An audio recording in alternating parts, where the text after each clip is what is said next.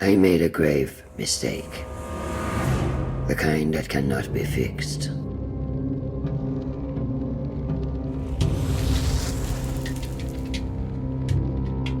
It all began with a war between two mighty deities. A conflict with dire consequences. The fighting rent the very fabric of our world. As the crack deepened, it spread like the grasping roots of a tree. And through that fissure, something terrible escaped. Something unnatural.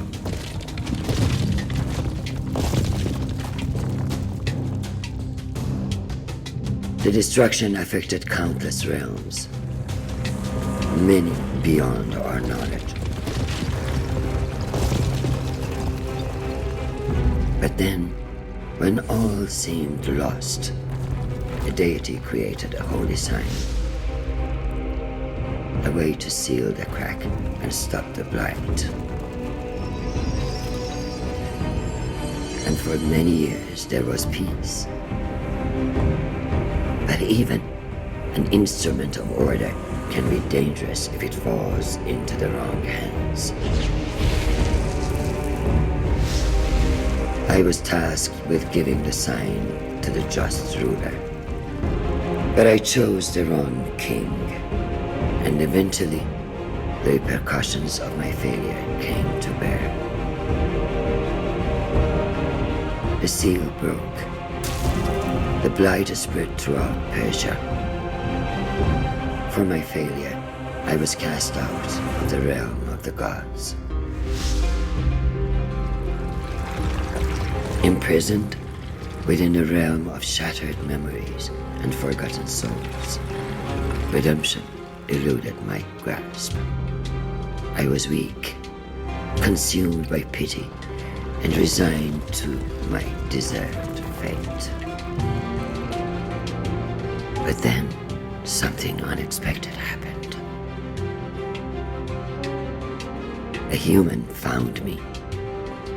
He too was broken and took pity on a fellow tormented soul.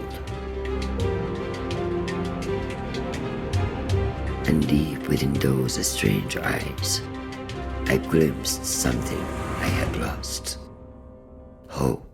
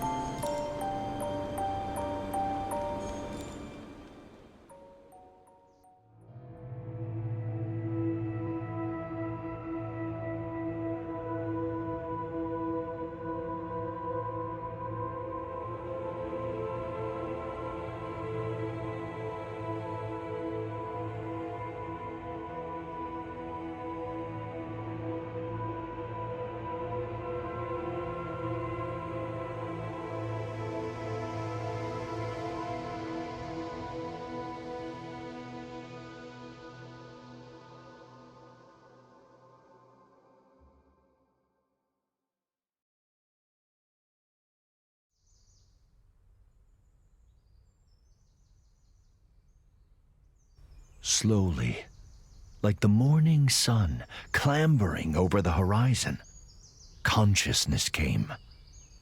He opened his eyes.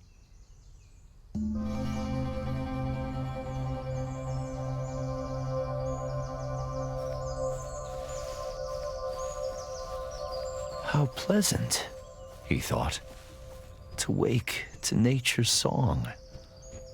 But something was not right. The song was out of tune.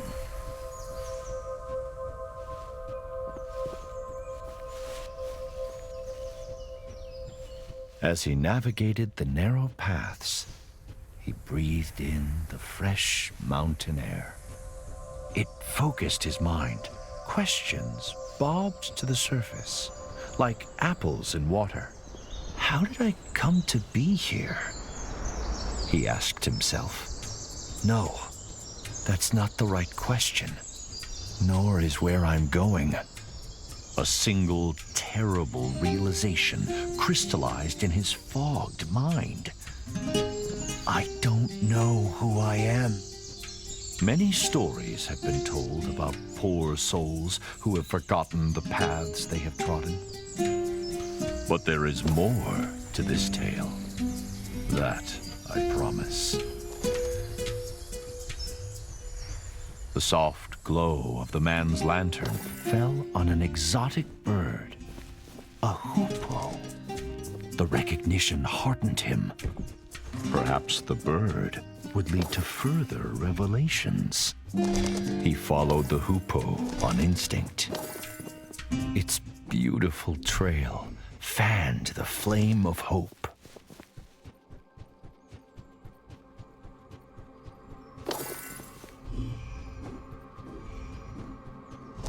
He spotted something glinting among the rocks. Something called to him.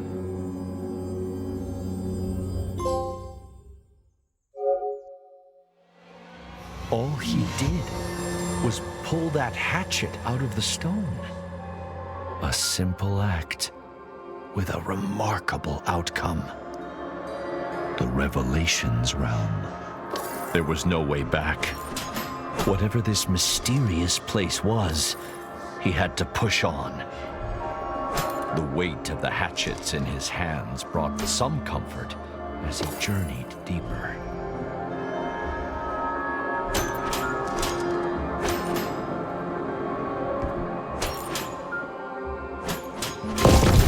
Help me! Who's there? The man called, his voice muffled by the thick, static air. Please, help! Where are you? No answer came.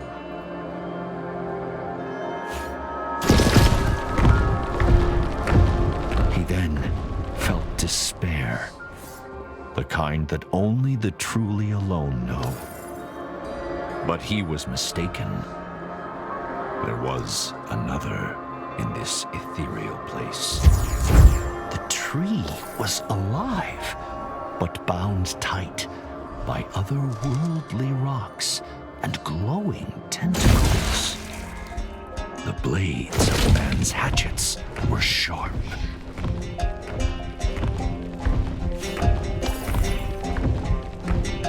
The man didn't know if the creature were friend or foe, but he felt its pain and fear. It mirrored his own. Was freeing the creature wise?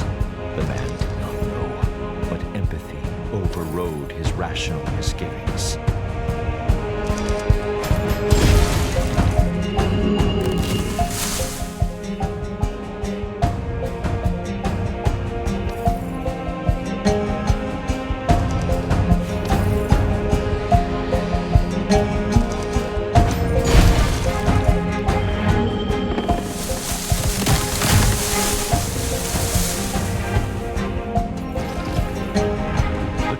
Creature freed, the man approached.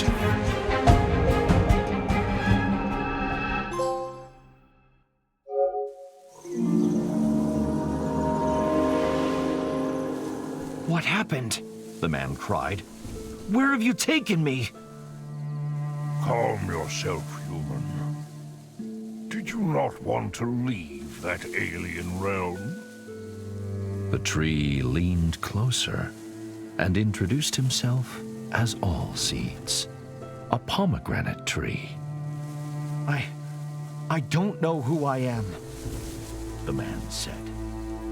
All Seeds pondered. Others like me have been afflicted by a sickness. Help them, and I will return the favor. All Seeds told the man to look for talisman stones, strange rocks protruding from the ground. Destroying the talisman stones would free his kind. Then, the mighty tree extended a great branch outwards, pointing east. Unearth the Canot Gate to find the path forward, to find yourself. Remember, human, that nature's plight is your own. Remember.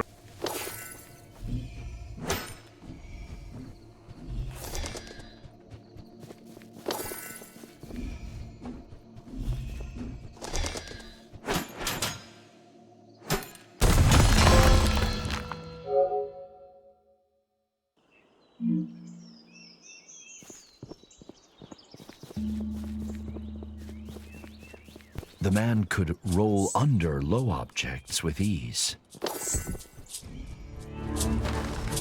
As he ran, the man mulled All Seeds' words. How will rescuing the tree's kin help me recover my memory?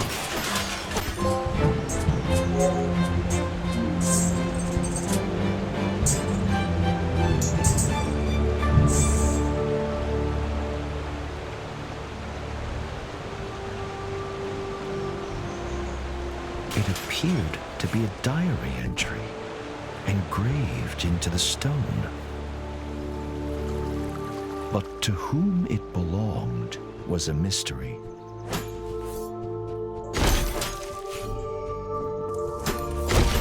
As he trod the winding path, the man thought about everything that had befallen him. He worried about the nature of the sickness that All Seeds had spoken of. How extensive was it? And how would it manifest itself? Little did he know that the answer to the latter question would begin to reveal itself a few steps further.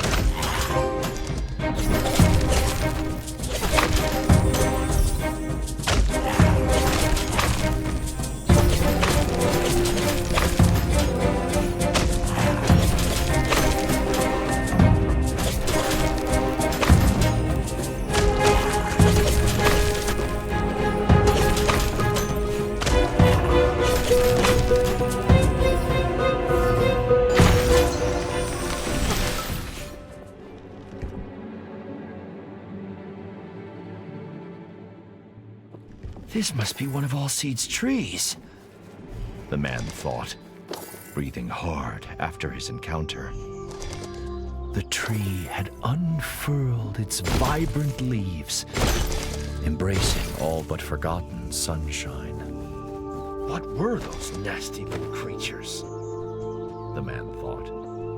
Are they tainted by this sickness, or harbingers of it?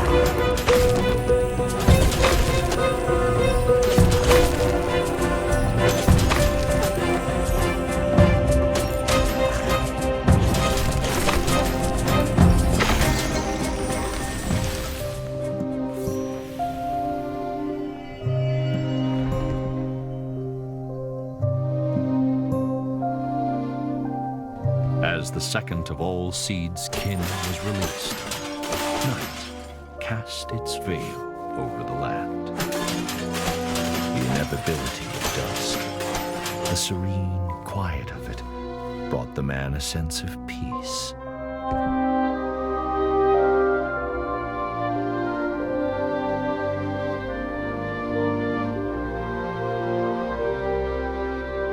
Whoever engraved this may know more about those creatures, he thought.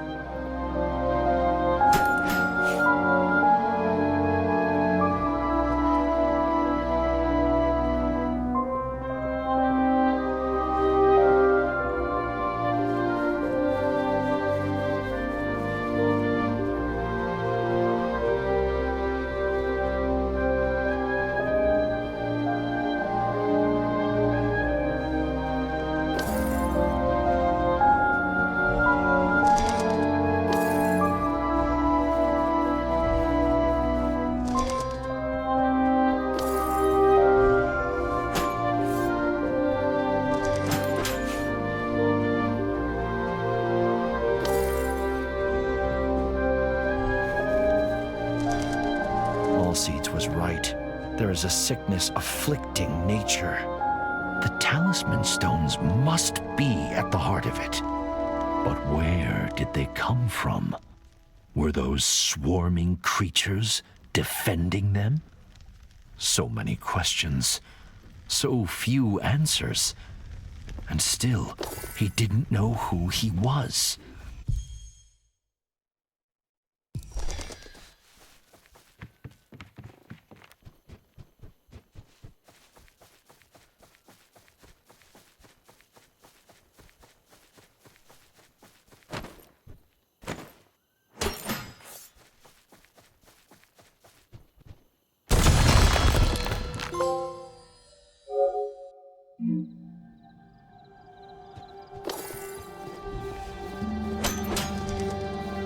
All Seeds was asleep. A huge pomegranate hung from a branch.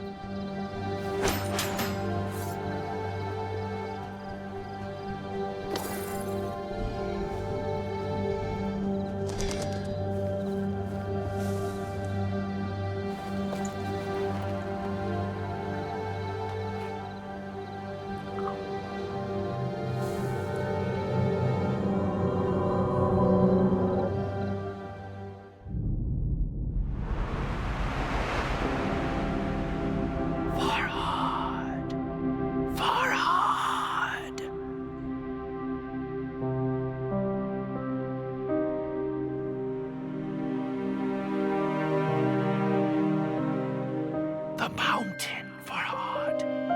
You must dig. I need you here.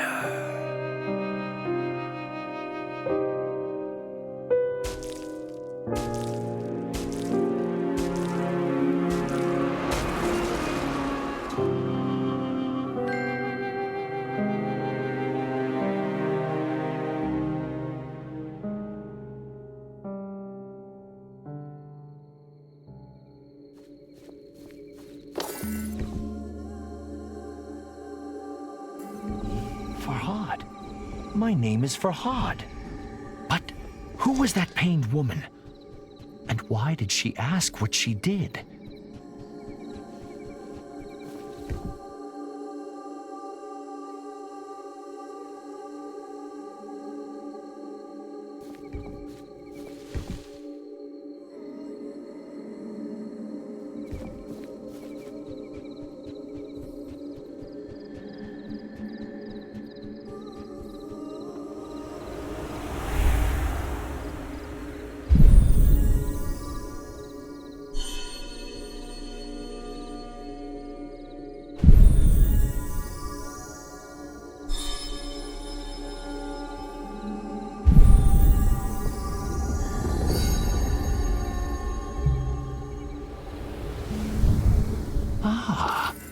Does she want amethystine stones? Farhad wondered.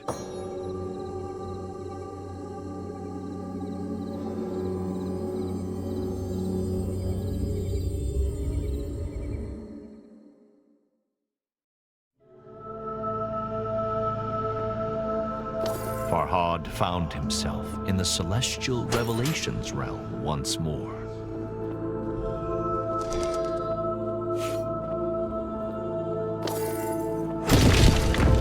desperate whisper echoed through the strange starscape, calling, beckoning. Farhad! Farhad! Farhad could hear years of agony in those few words. Help me, Farhad, please. Show yourself. Farhad called into the twinkling black. Where are you? But if he was heard, the whisper didn't say.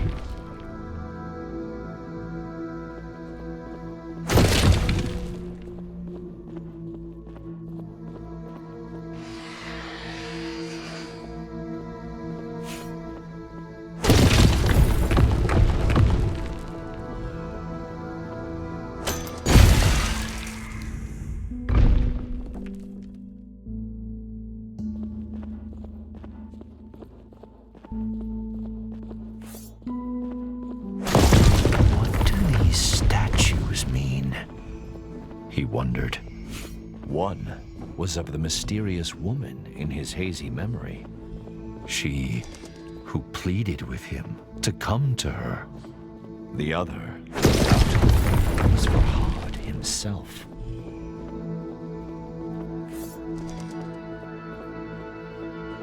Was she the key to his past and his future?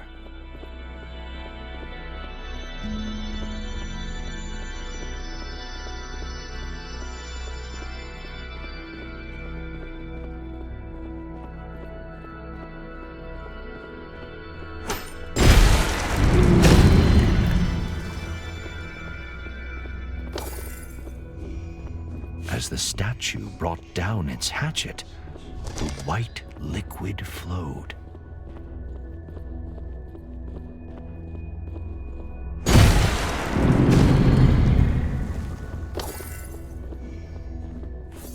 Farhad could only hope that soon his thirst for answers would be quenched.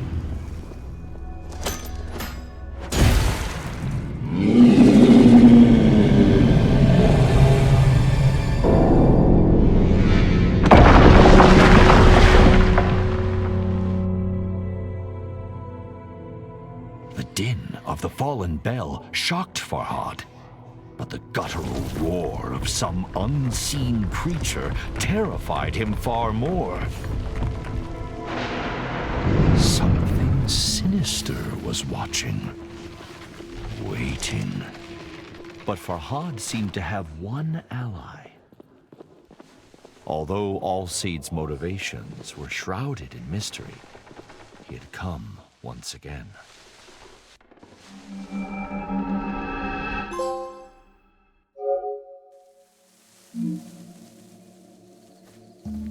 What do you know of that place?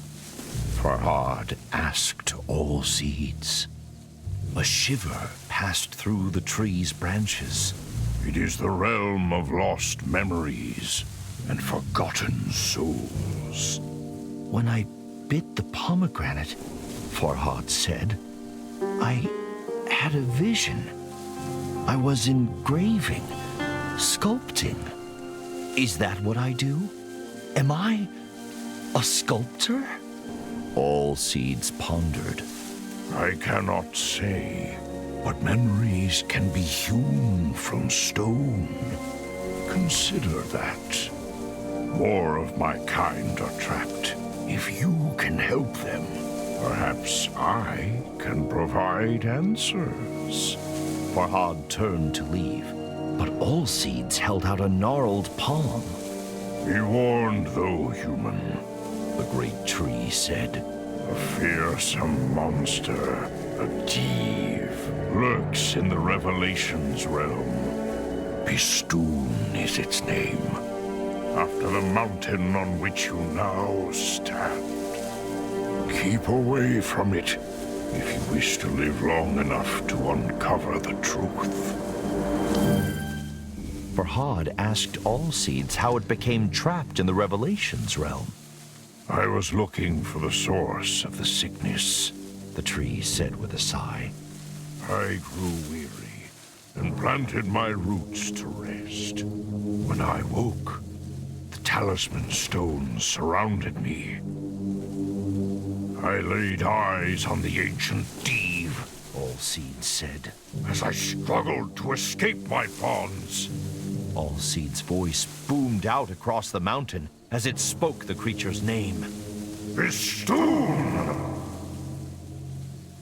Farhad pitied Allseeds. So tired, so alone.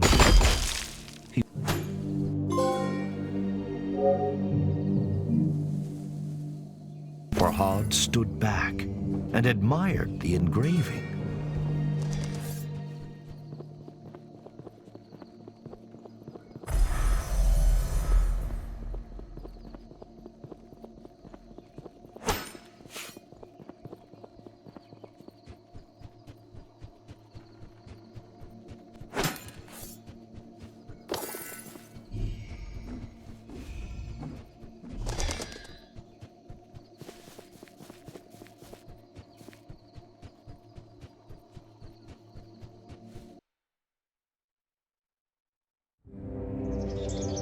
Despite Allseed's warning, Farhad felt the seed of hope taking root in his breast.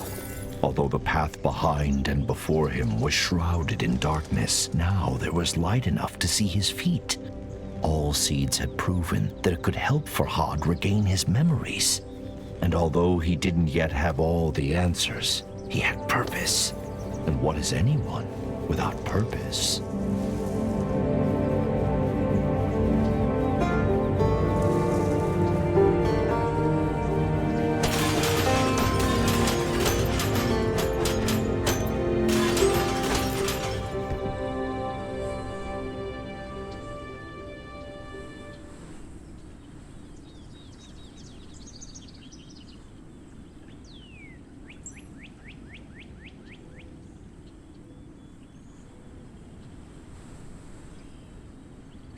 Gulches. A fitting name for the greedy little creatures, Farhad thought.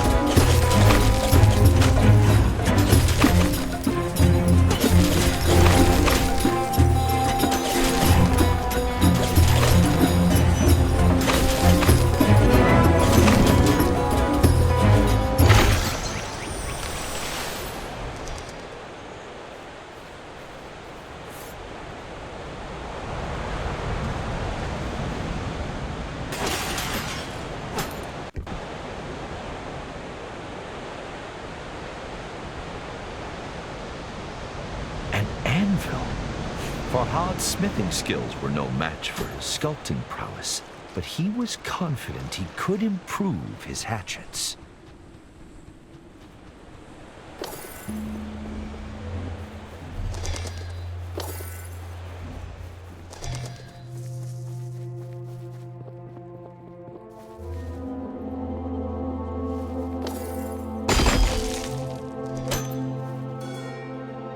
Farhad's thoughts never wandered far from the lady in his memories, but her face eluded his grasp.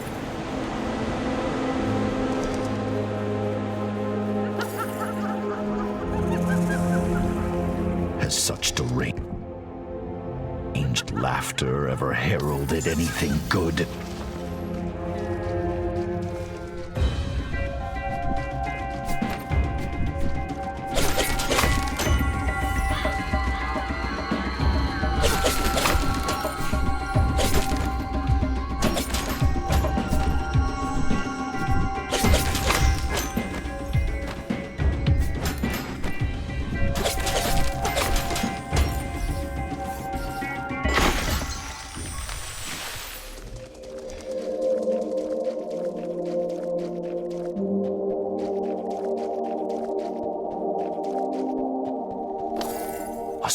sculpture caught Farhad's attention.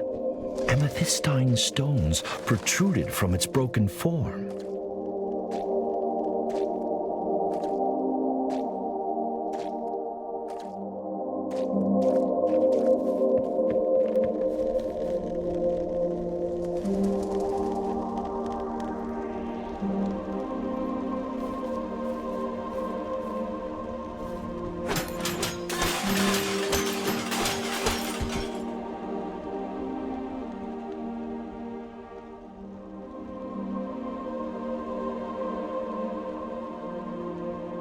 Farhad realized that being light on his feet was the key to evading the Peri's projectiles.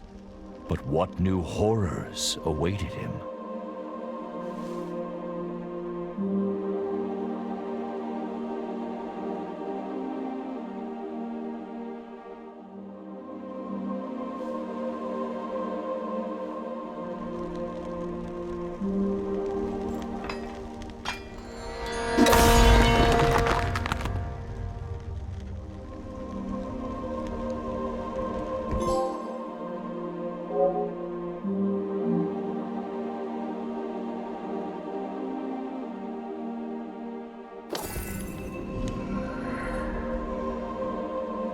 Farhad felt a new affinity with his hatchets, as though they were a part of him.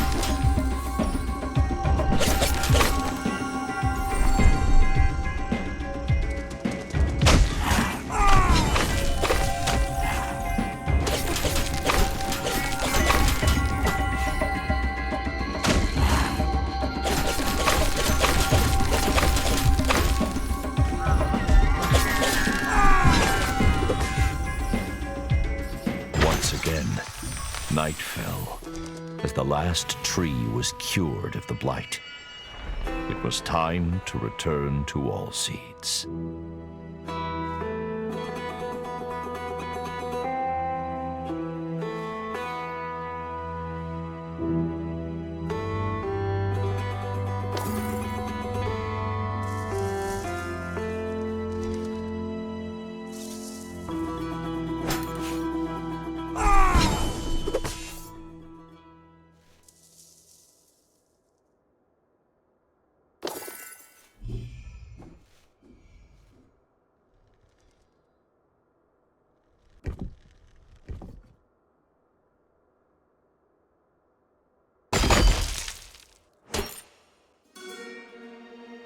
Deep down, Farhad knew who that huge hand belonged to. Bistun, the ancient Div, had its grip on the world.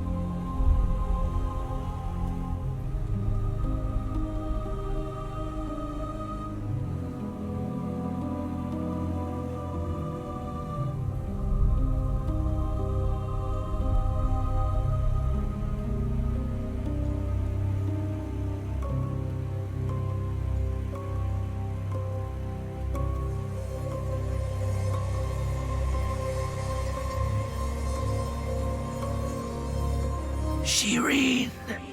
Shireen!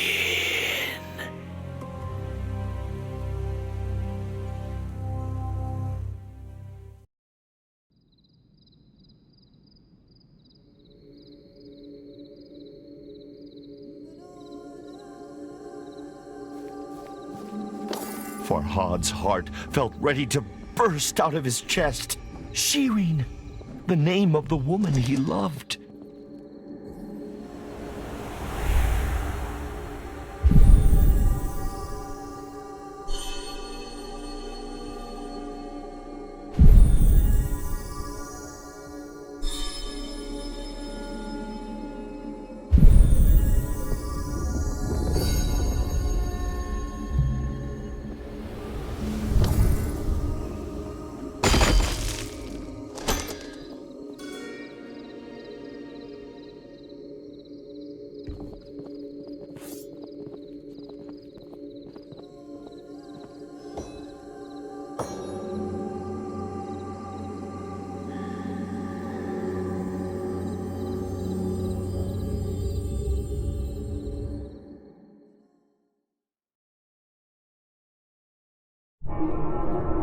Silence hung thick in the ethereal air, as if God himself were holding his breath.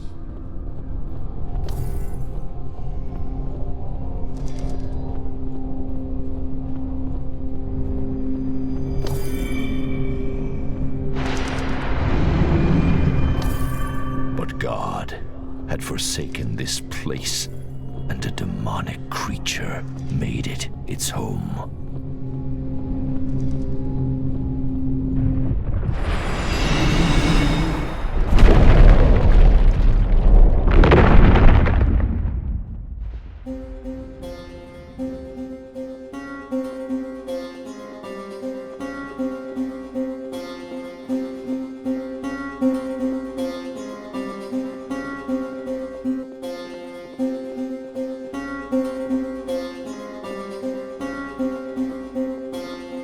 Something, perhaps the ominous roar, had activated the talisman stones. The hoopoe, Farhad's thankless guide, was trapped.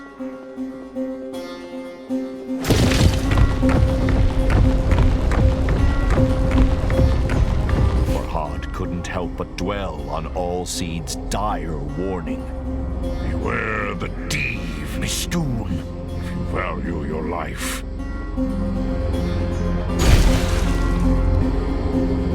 The poor bird was in grave danger.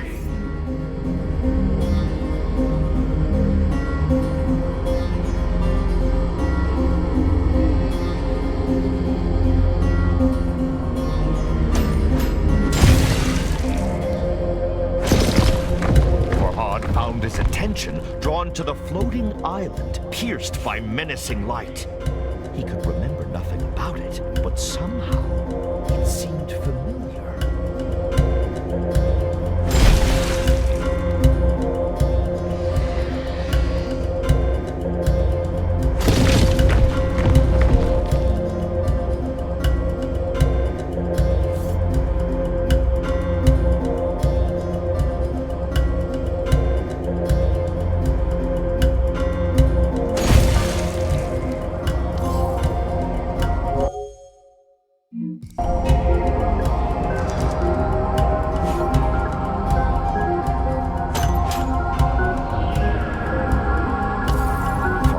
Freed the hoopoe, but flap as it might, it struggled to fly.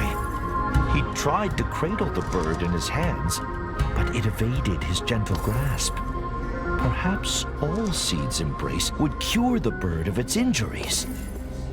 If only it could do the same for Farhad.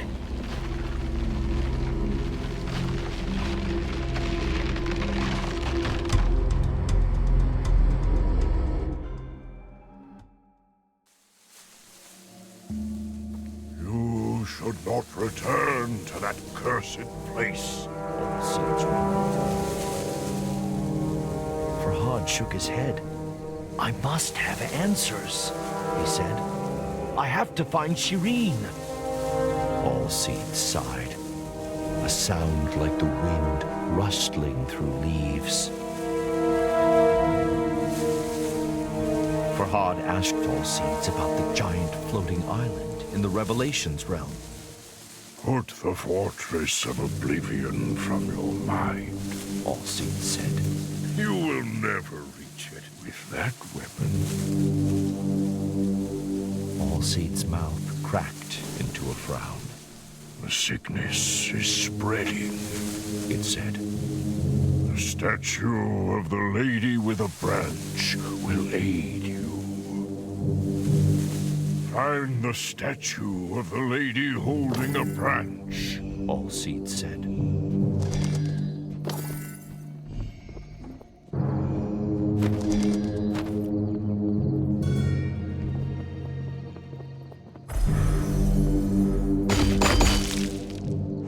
I'm so sorry, Shireen.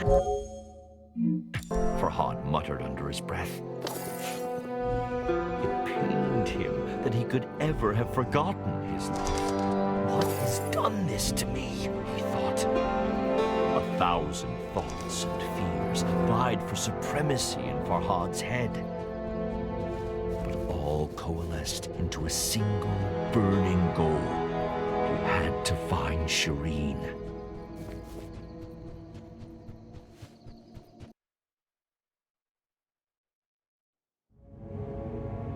Thankfully, it seemed Allseeds had healed the Hoopoe's wounds. The little bird darted from one perch to another with a grace that brought a smile to Farhad's lips. But it was the lukewarm smile of a troubled man. He couldn't stop thinking about the floating island skewered by light in the Revelations realm.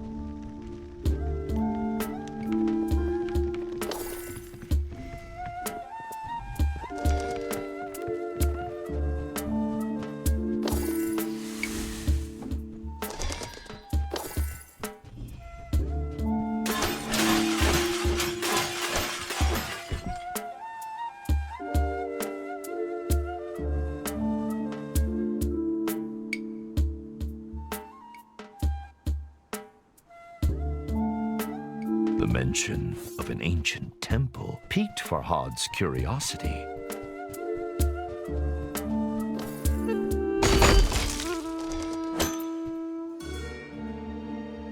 A reassuring warmth flooded through Farhad's body at the memory of Shireen's delicate face.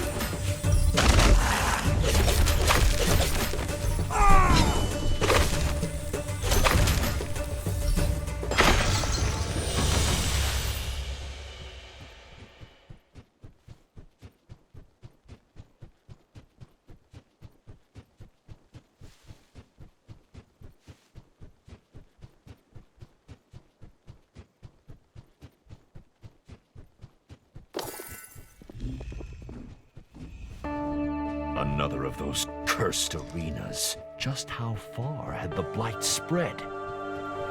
Farhad's resolve hardened. If he didn't act, there may be no world left to recall.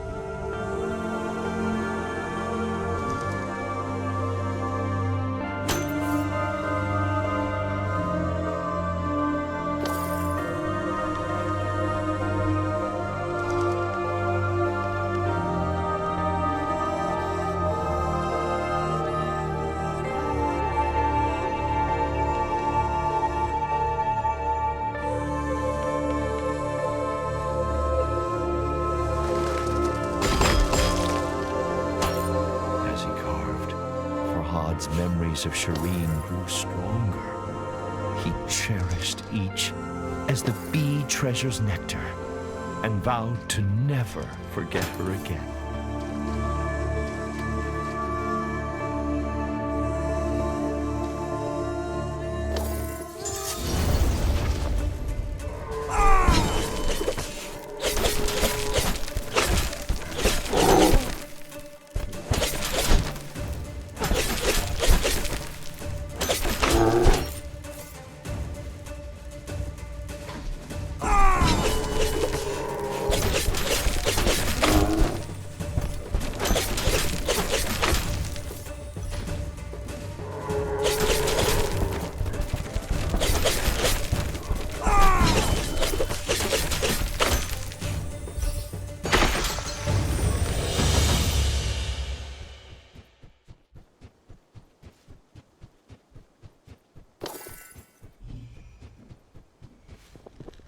The enemies are growing in might and stature, Farhad realized. The blight must be worsening. His train of thought was interrupted. A sweet scent found its way to him on the gentle breeze. It seemed to be coming from the temple ruins.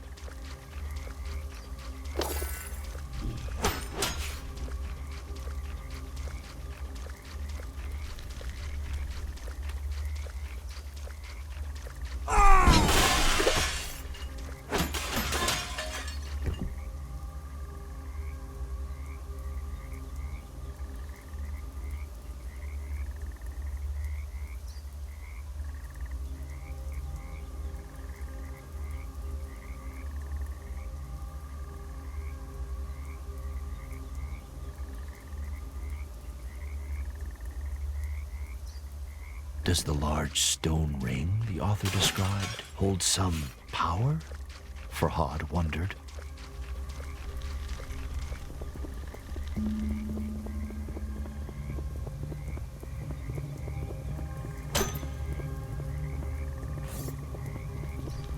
Farhad had something else yet to do.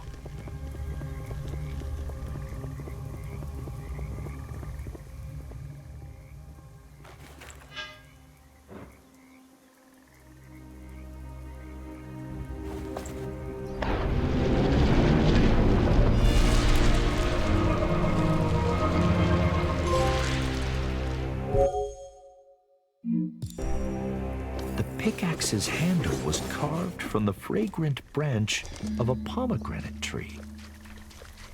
Have I used this before? Farhad wondered.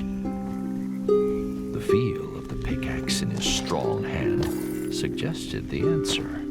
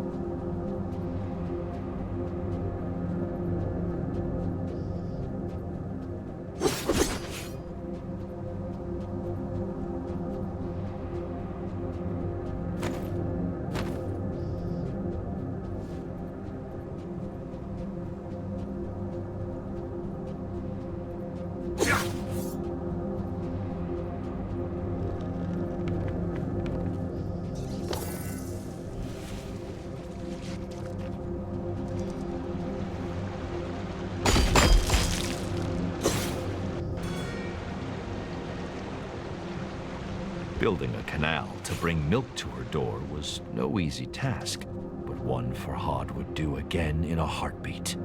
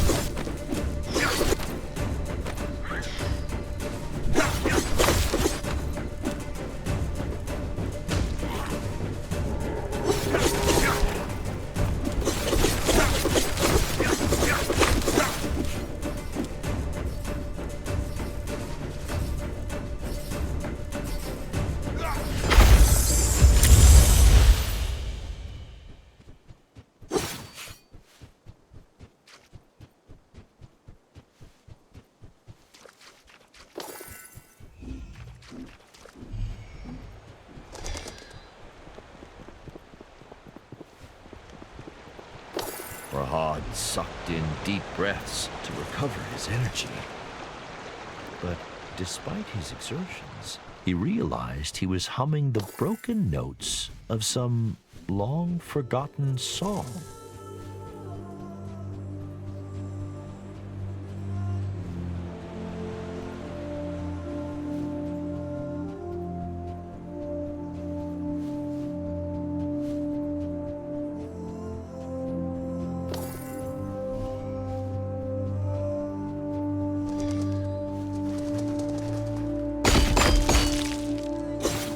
The princess came here from the ancient land of music and peace, Armenia. It was a couple of years before Farhad built the milk canal for her new castle in Persia.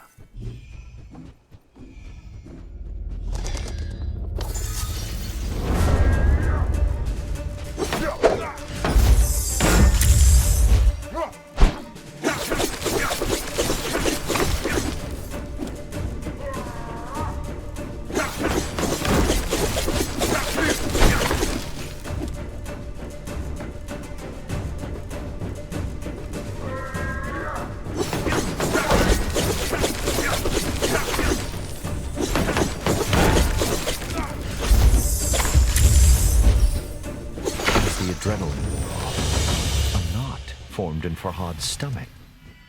Those were royal soldiers, he thought, but they seemed mindless. Could the sickness affecting nature have spread to humans too? The notion struck Farhad with fear.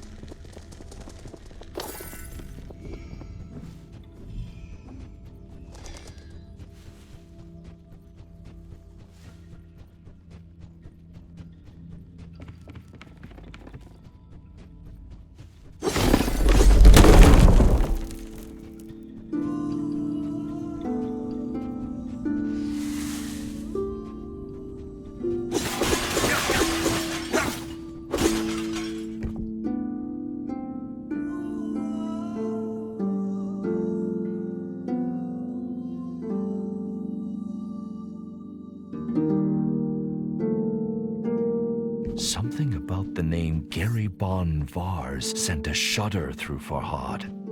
But why? He could not remember.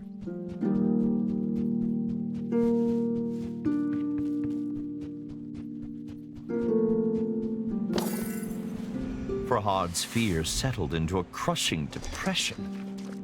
Wherever he went, he encountered only forgotten destruction. Like a battlefield long after the fighting has ended. Why is nobody trying to stop this madness? Farhad thought. Perhaps they had.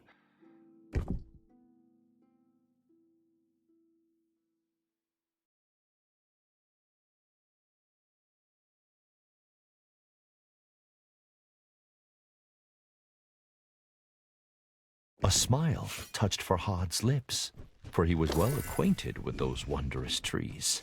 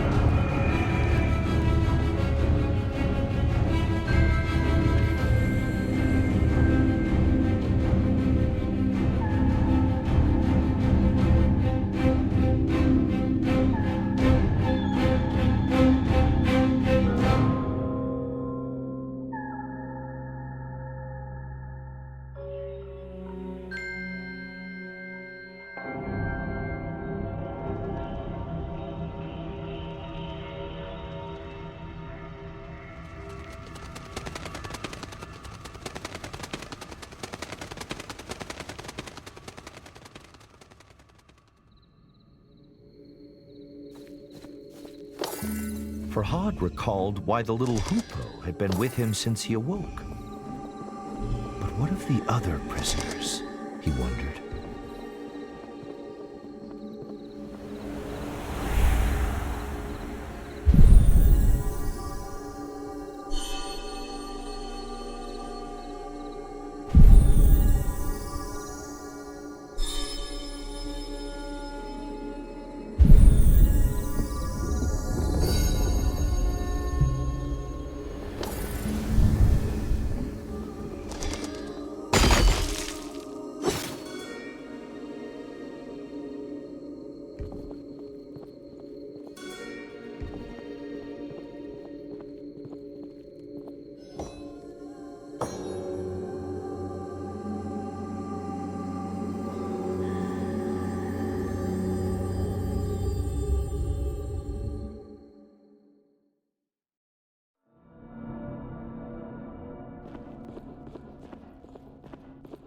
Alseed's stern warning sharpened Farhad's senses as he entered the Revelations realm once more.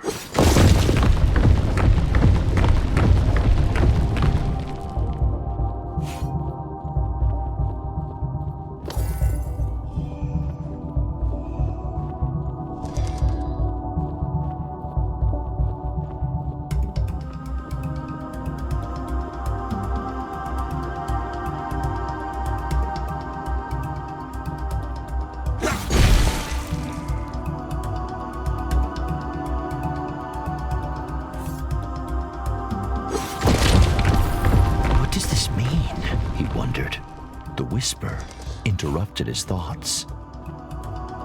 Please, my hands.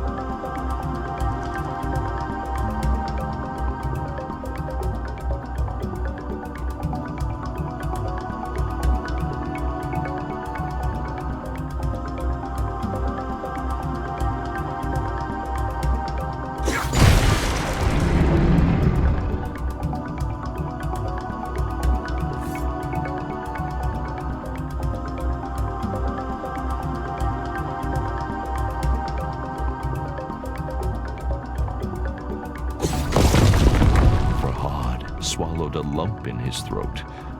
He could feel eyes upon him.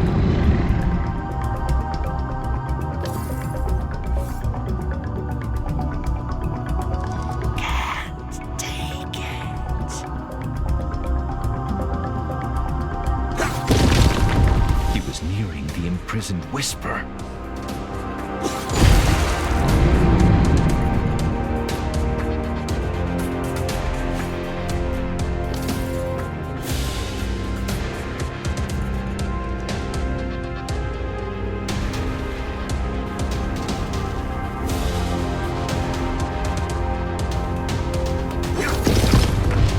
Of Shireen were a raging torrent that swept away his fears.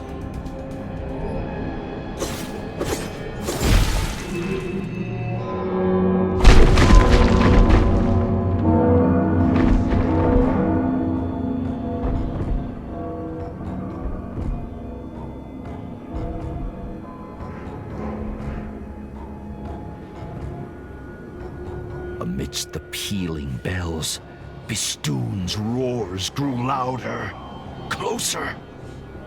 But the fortress of Oblivion beckoned. The path to his love was open, and so he ran.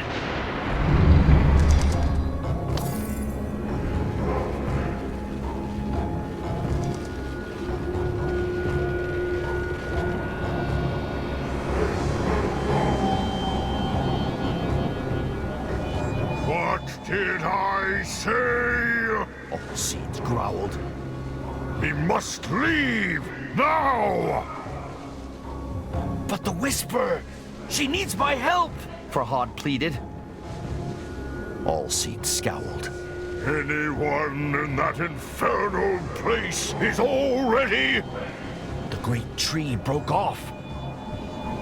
Time had run out.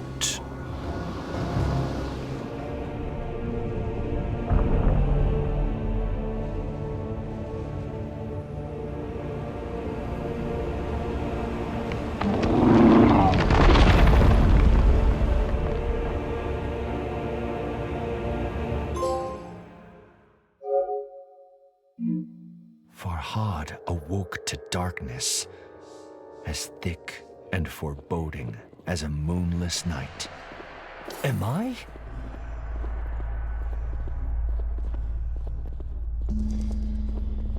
No. He was still in the Revelations realm, but a forgotten, shattered part of it.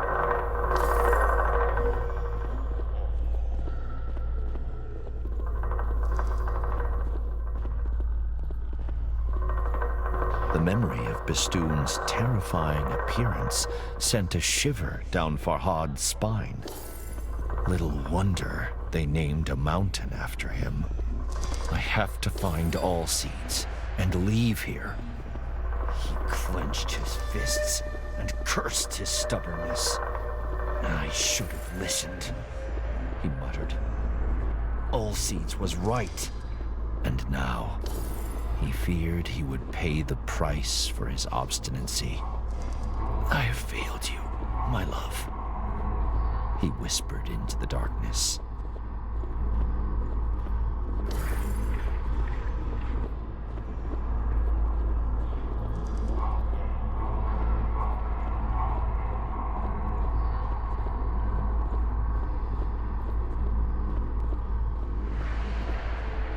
Lost in his thoughts.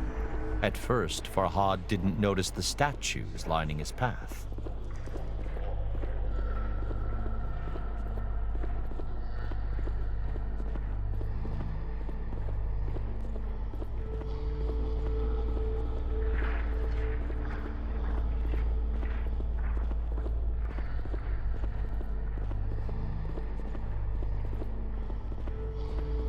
Each depicted Farhad battling the enemies he had fought in the real world.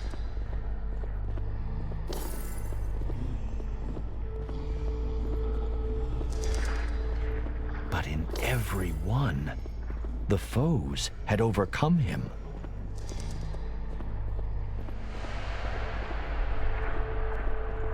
What does this mean? He thought. Who sculpted statues of my demise?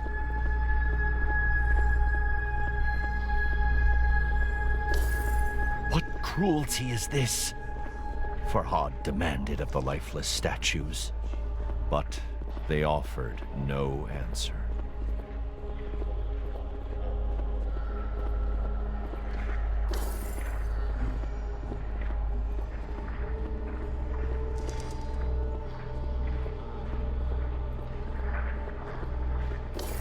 Farhad swallowed a lump in his throat. This one was unfamiliar.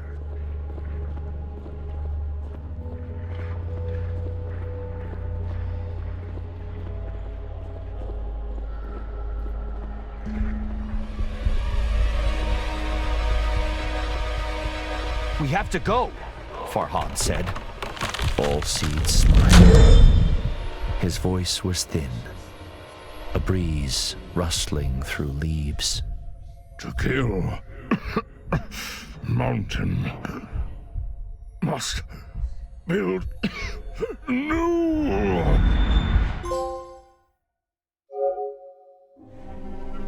Farhad gripped Allseeds' amethystine heart. Tears stung his eyes.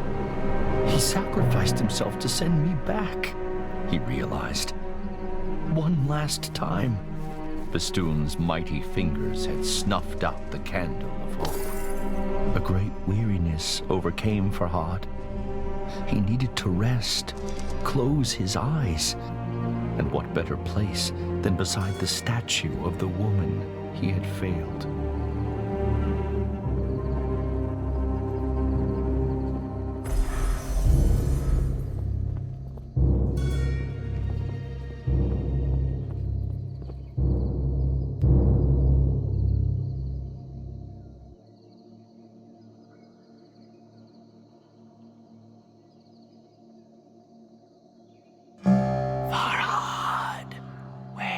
Wake up! A commanding, unfamiliar voice said, "Wake up and follow me."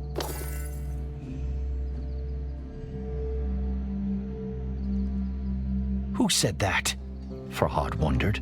And why has the hoopoe taken Allseed's heart?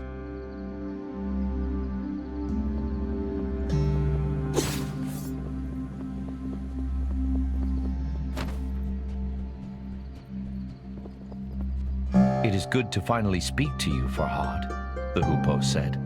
I am the goddess Anahita.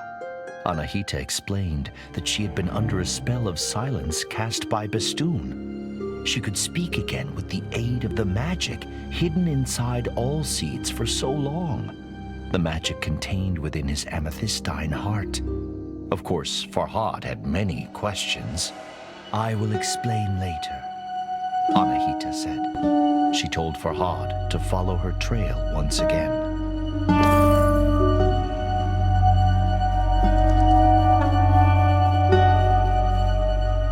Build an anvil, Anahita instructed. Trust me.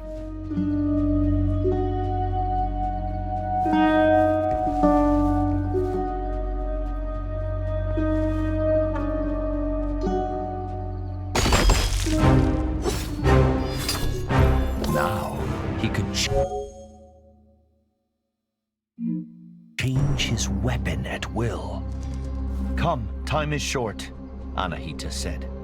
We will talk on the way.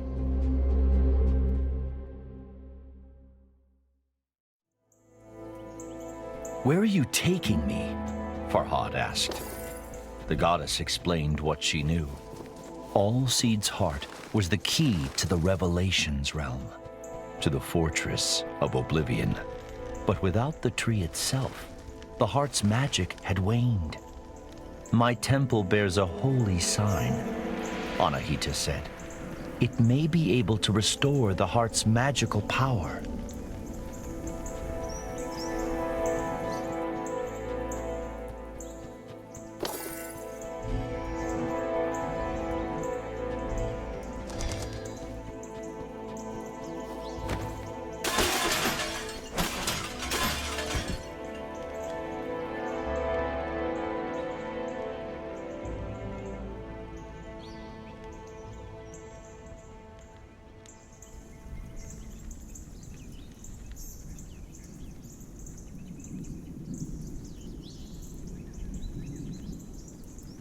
Have you seen the World Pillar?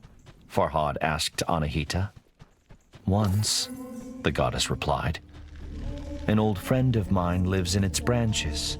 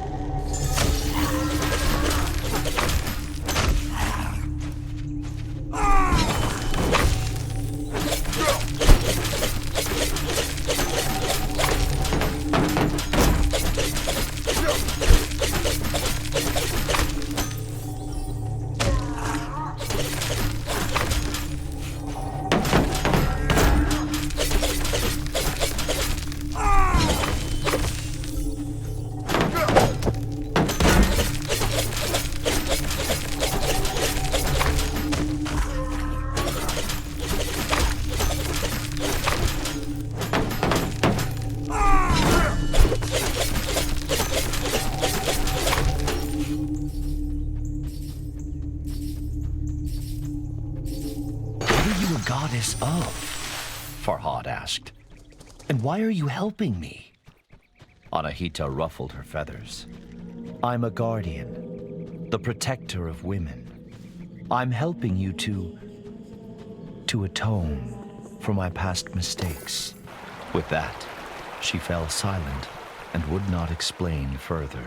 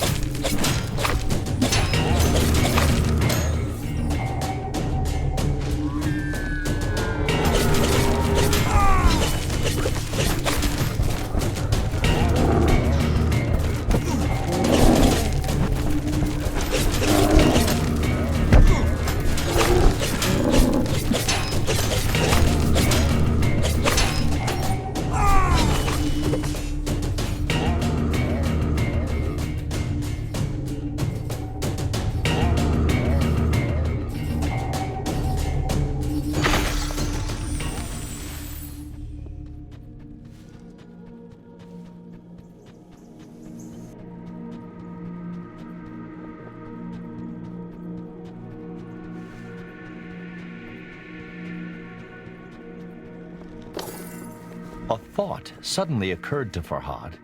He asked Anahita if she too had heard the whisper in the Revelations realm. "You're not insane, if that's what you're asking," she said. "Do you recall the moment you fell in love?" Anahita asked. "It was when she gave me her earrings for building the milk canal," Farhad said. "I had not dared hope her kindness could match her beauty."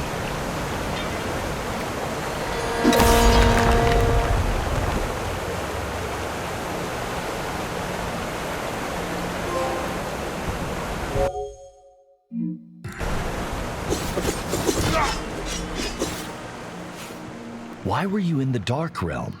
Farhad asked Anahita. "I sought the source of the whispers," she replied. "Once there were many, but they all faded away. All save one. The Div captured me before I could enter the fortress," Anahita said. "I became trapped as a hoopoe, unable to speak."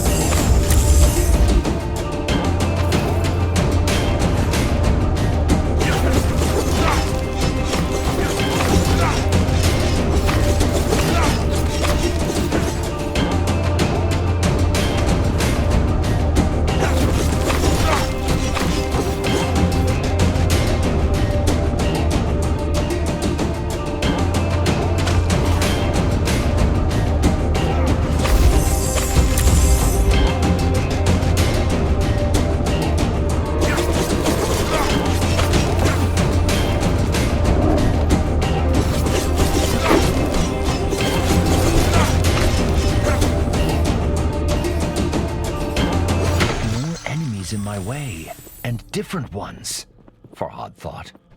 If only I had Anahita's wings.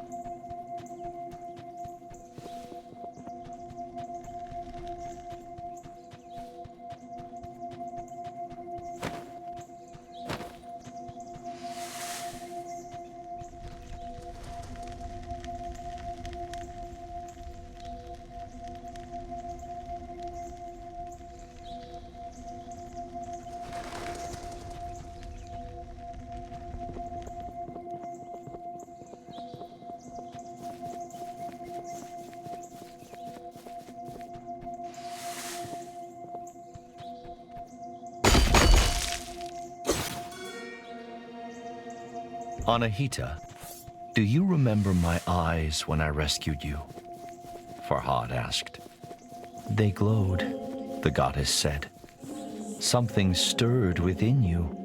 I guided you away from the darkness, away from oblivion.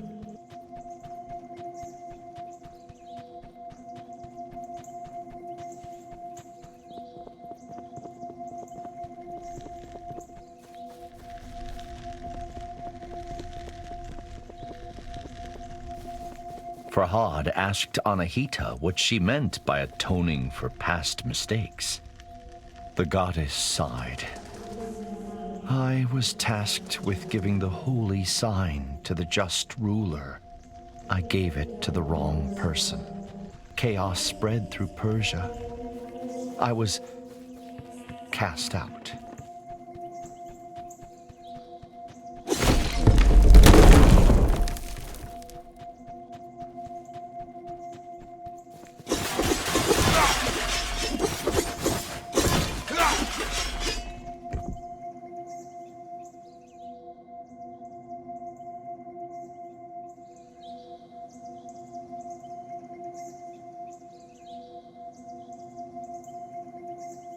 So he called the rock-throwing creatures Velgerd, Farhad muttered.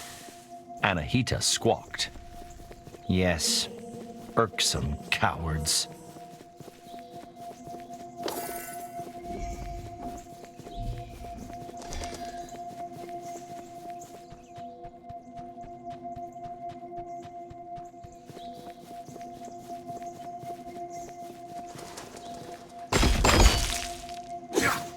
Did you tell her how you feel?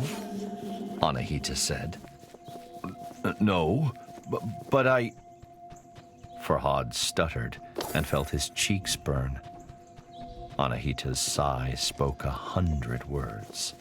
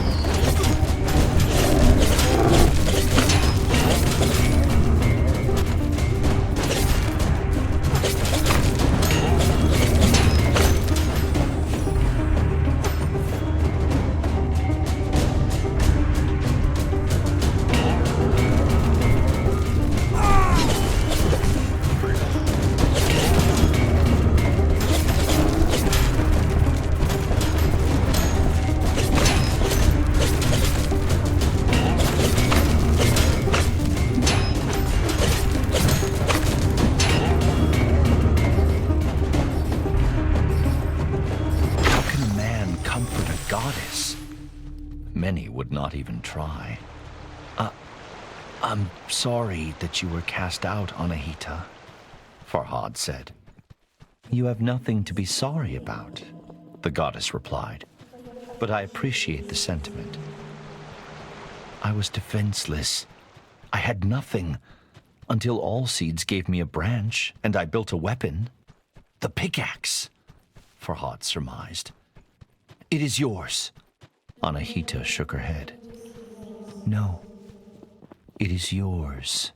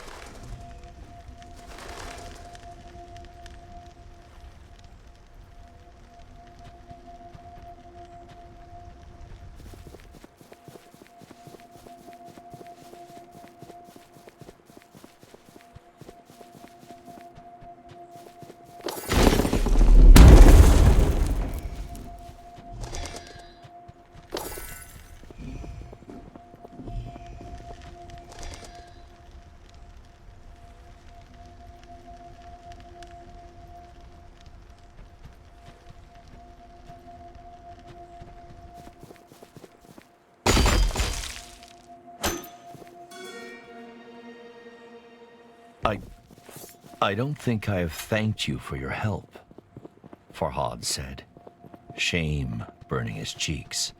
When all seeds died, I lost all hope.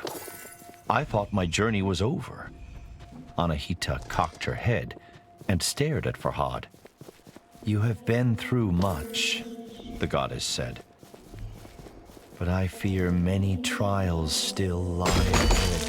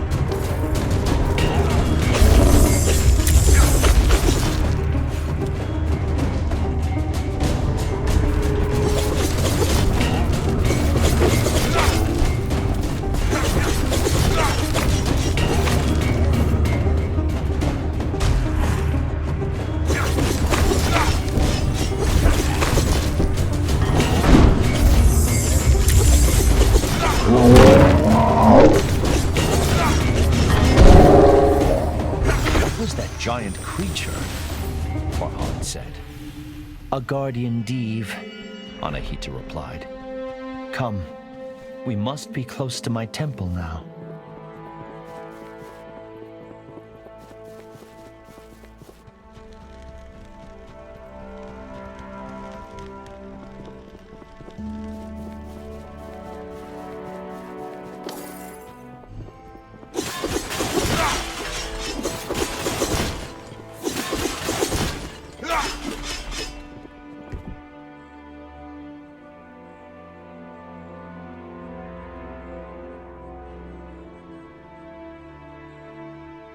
Ha! Pomegranates. Perhaps all seeds came from the World Pillar, Farhad mused.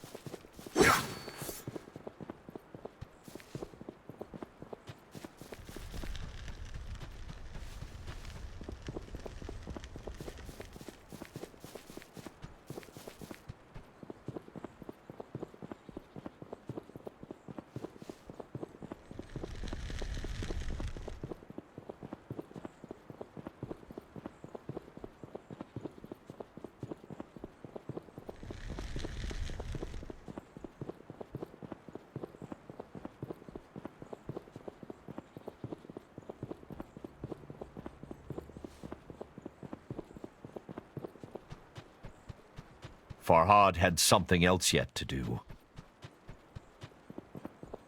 Farhad gazed upon the sigil with wonder and fear. Is that the holy sign? Yes and no, Anahita said. I built this one of many. It is based on the design that Ormazd gave me. Ormazd was not a name Farhad was familiar with.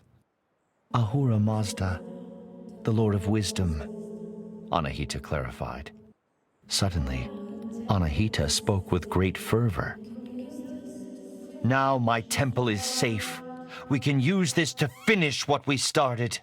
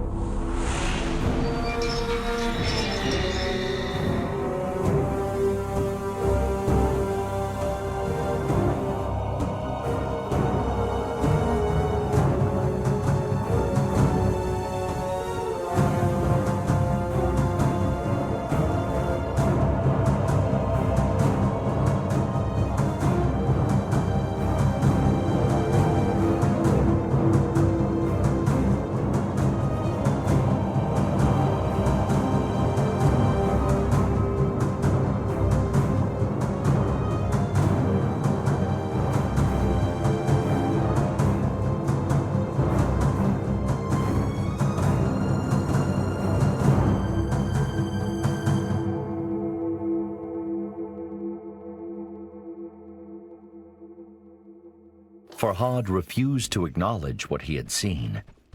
He thought he must be mistaken. It appeared that he had already been to the Fortress of Oblivion, but he had emerged alone. How could I have left Shirin to her suffering? He thought. Guilt took hold.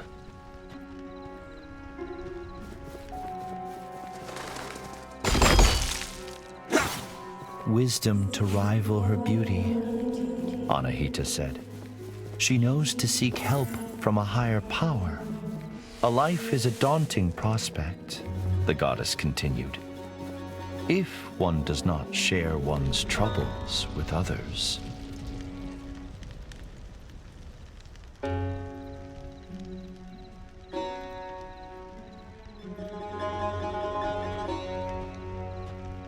Farhad furrowed his brow. Should we not have gone to the Revelations realm? He asked. Yes, Anahita replied. But the holy sign revealed something unexpected. Allseed's heart was a memory stone. It holds a memory like a sponge holds water, Anahita explained, like the ones you have excavated in Mount Bistun. But the engraving on Allseed's heart was incomplete. They needed to find the last temple to fully restore the memory.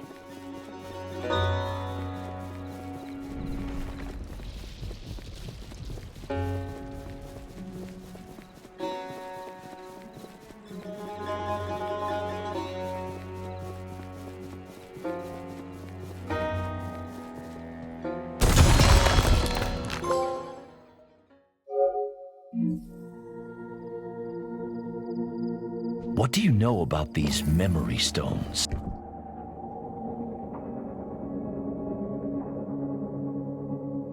Farhad asked. Better I show you, Anahita said. With great trepidation, Farhad took his pickaxe to Mount Bistun once again.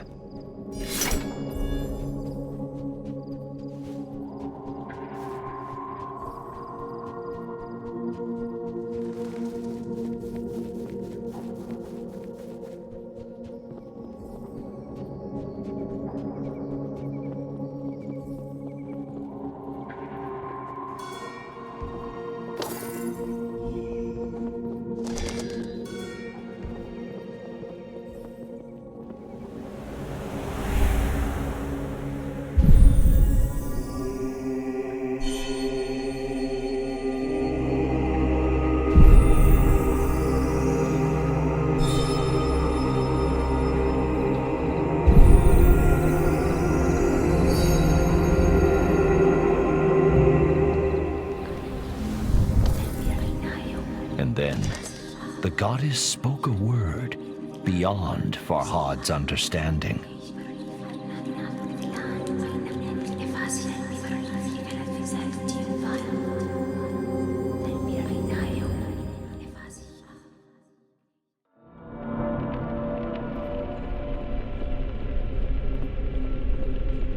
Returning to the Revelations realm brought a lump to Farhad's throat. Dread shuddered down his spine. We shouldn't be here, he said. The Div, Bistun, it will... It cannot hurt us, Anahita interrupted. Trust me.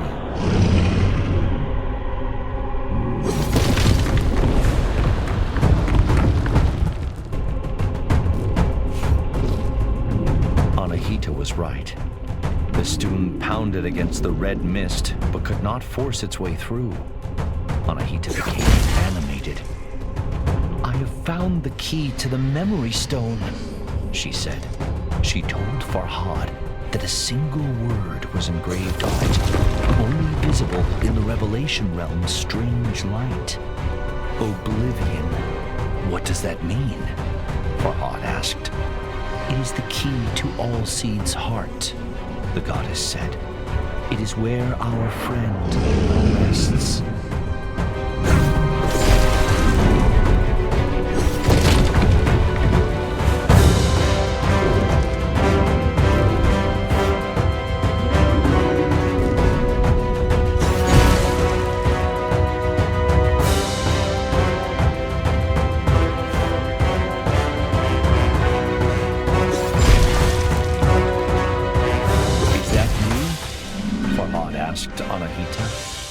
Anahita's voice was quiet and strained.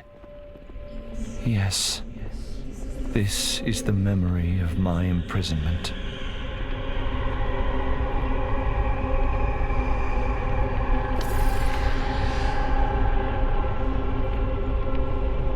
The engraving featured 3 people. On the right was Anahita in human form. On the left, Farhad's love, Shirin. But who's the man in the middle? Farhad asked. Anahita sighed. My greatest mistake.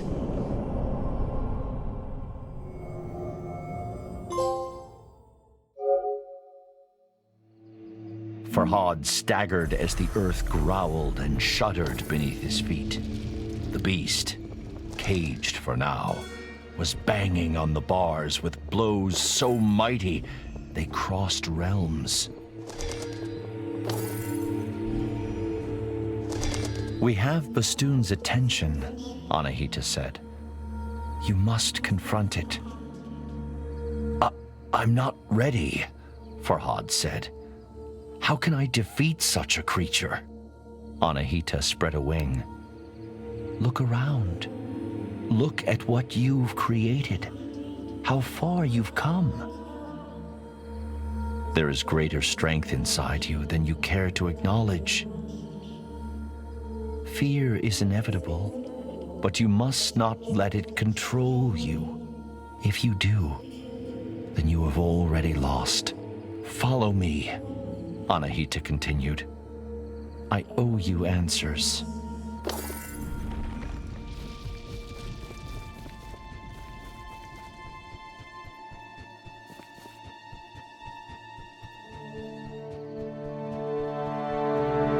He is my great mistake, Anahita said. I chose him, and I chose poorly. How does this help me defeat Bistun? Farhad asked. Anahita sighed. You still have much to learn, human. Patience, for one. Everything has a weakness, the goddess said.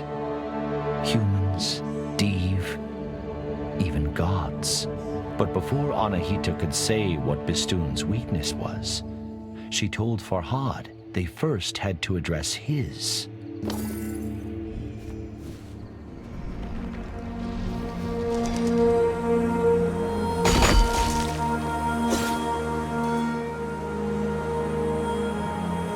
Guardian Div, the usurpers of my... Anahita trailed off. Wait, someone is nearby.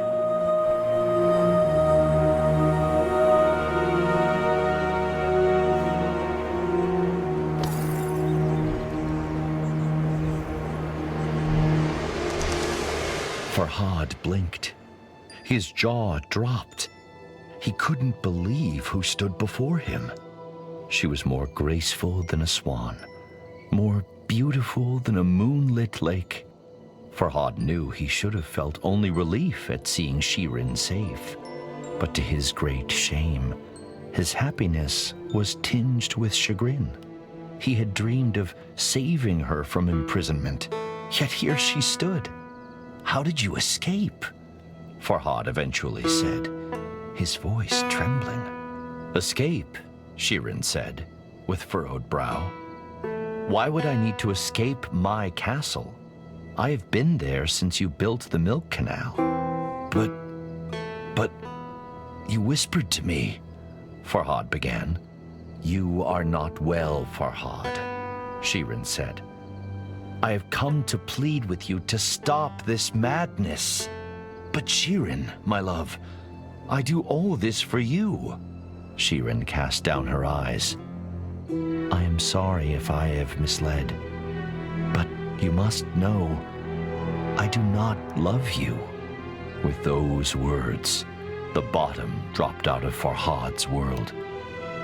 But he had no time to brood.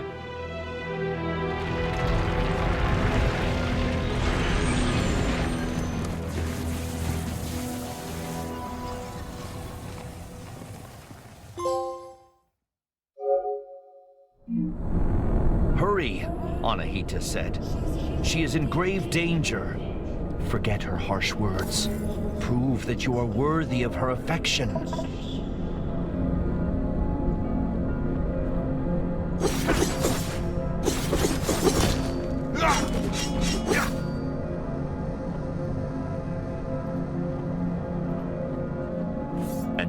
Farhad was frightened, his mind racing. He knew what had to be done.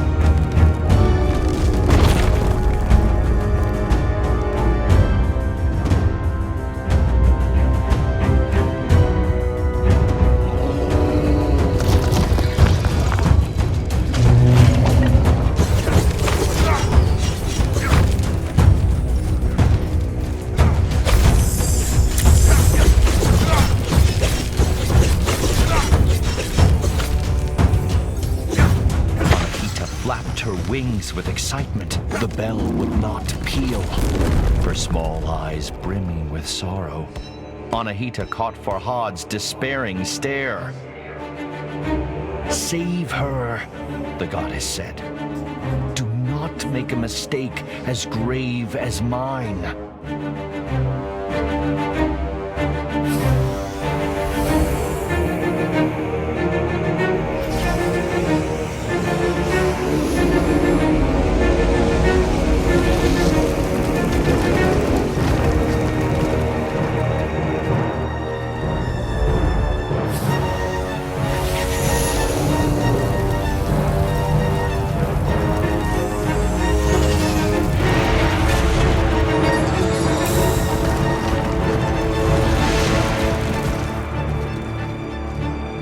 Anahita fought hard, but could not withstand the Diev's might.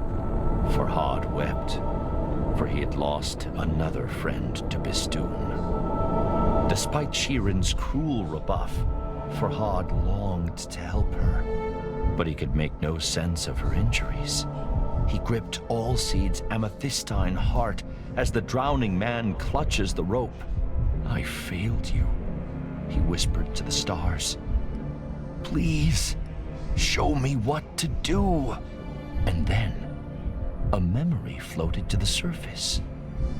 A single word: oblivion.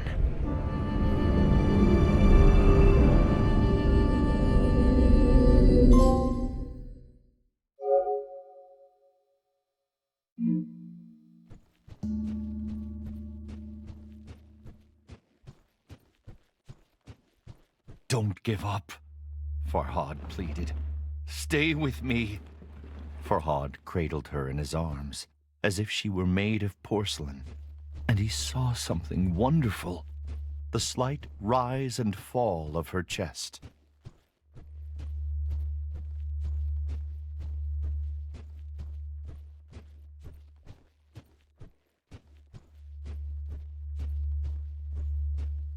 "I will take you home, princess," Farhad whispered.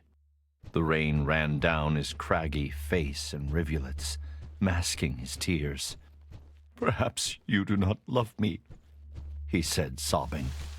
"But I fought a mountain for you, and I put trusting friends in harm's way. And selfish as it may be, I would do it all again."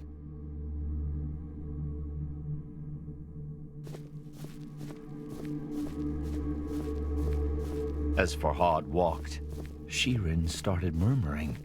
Farhad leaned close. She whispered but a single word: "Khosrow." Suddenly, it all made sense to Farhad. The stone carving. The two were the perfect couple. The king of Persia and the princess of Armenia. How could a lowly sculpture question such a union?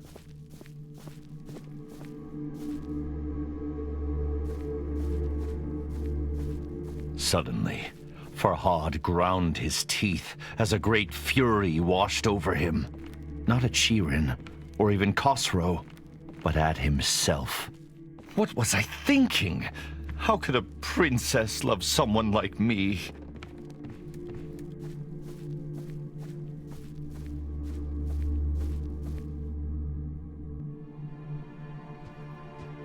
But it doesn't do to wallow in self-loathing, and other questions wormed their way through Farhad's anger.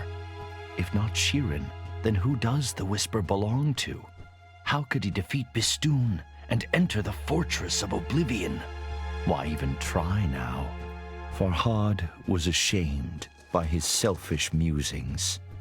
What happened to Anahita? He thought. Does she need my help?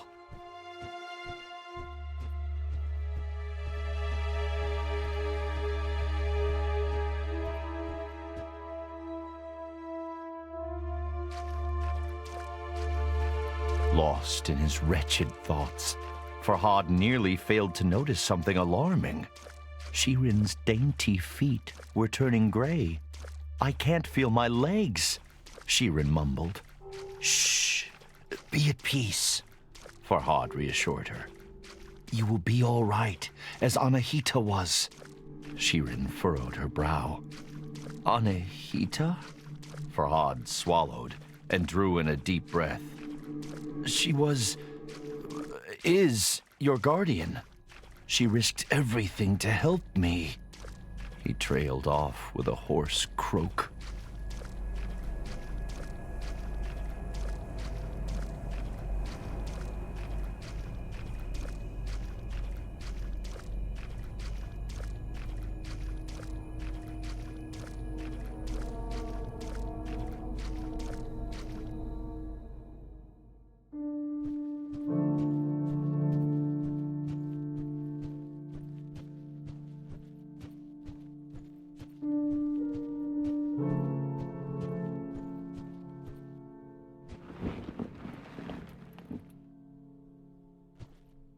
I should check the rift is still sealed, Farhad thought, recalling the memory stone.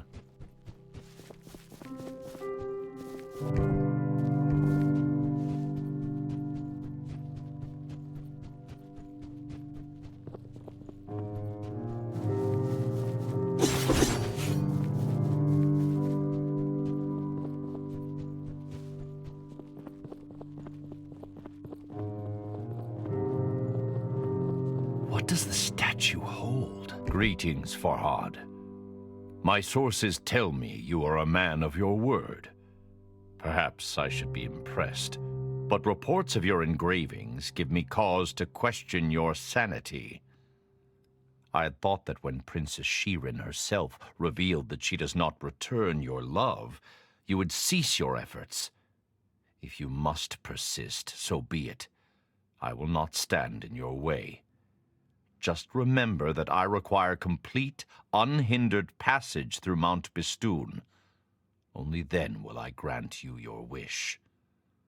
Know that I have sent my best horsemen to bring the princess home. In the meantime, you are responsible for her safety. Your king, Khosrow.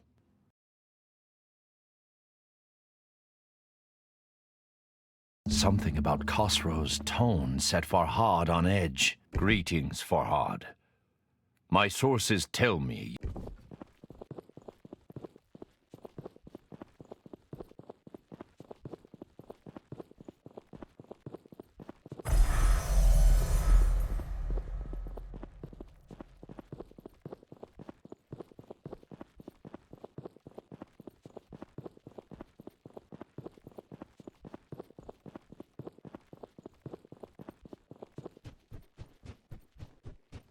My lady, Farhad began, forgive me. I could sit here by your side for 100 years, and the gentle rise and fall of your chest alone would sustain me. Farhad swallowed a sob. But I cannot stay. Anahita, the one I mentioned. I must find her. But do not be afraid. The king's men approach like thunder. You will be safe with them. Safer than you ever will be with me. And with that, he gently kissed his love on the forehead and resigned himself to never seeing her again.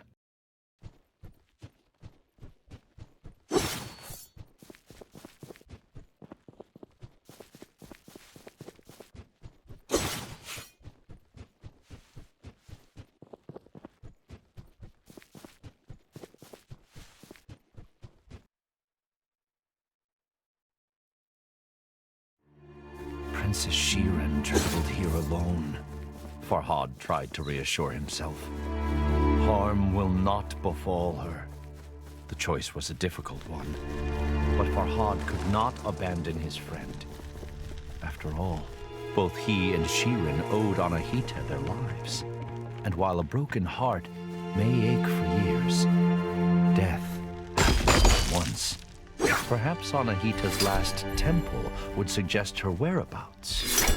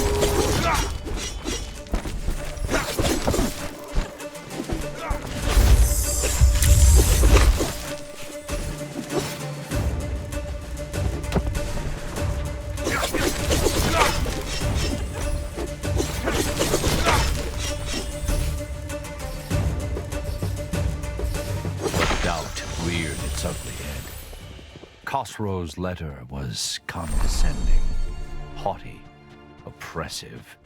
Shiren would no doubt be safe with the king, but at what cost?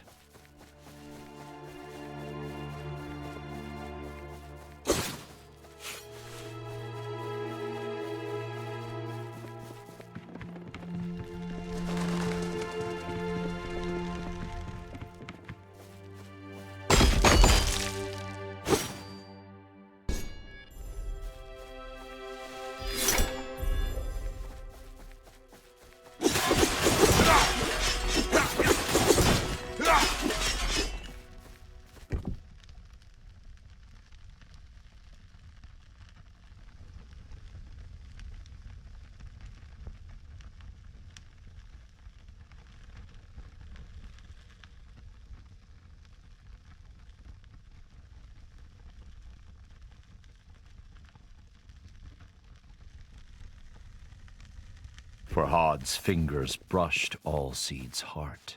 So that is how you came to be, old friend, he muttered.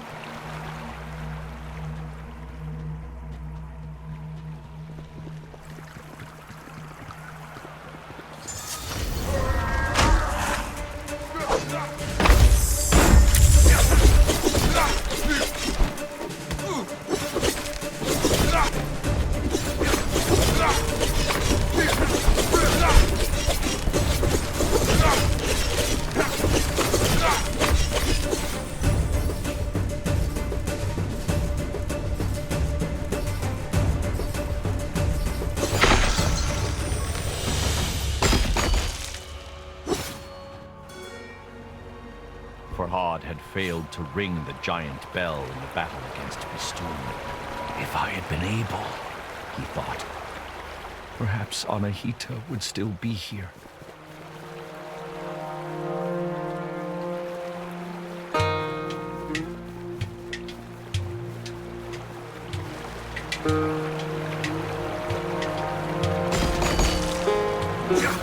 A memory stirred as Farhad stared at the smooth gray stone of Shirin's statue. Her foot, her skin was turning to stone. Of course, Khosrow's letter had alluded to something else. An agreement between Farhad and the king. Why does he want passage through Mount Bistun? Farhad wondered. And what wish does he speak of? Could it be Shirin? The thought angered Farhad. The princess was not a prize to be awarded.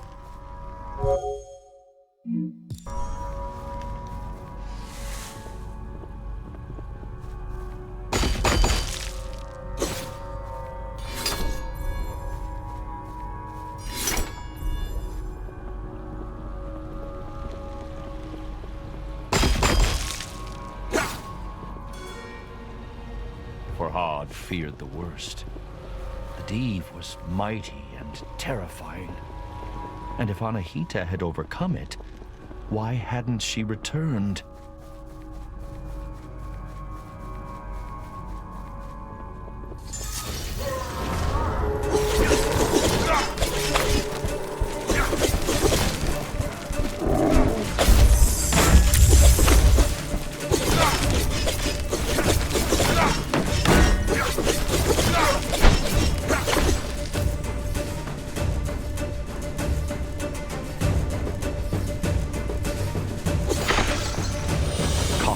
Was not the solution to Farhad's problems.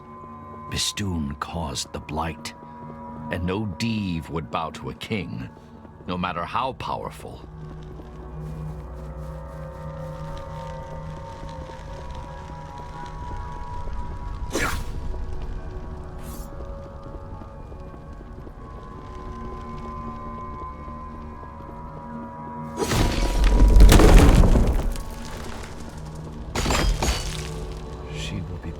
Castle now.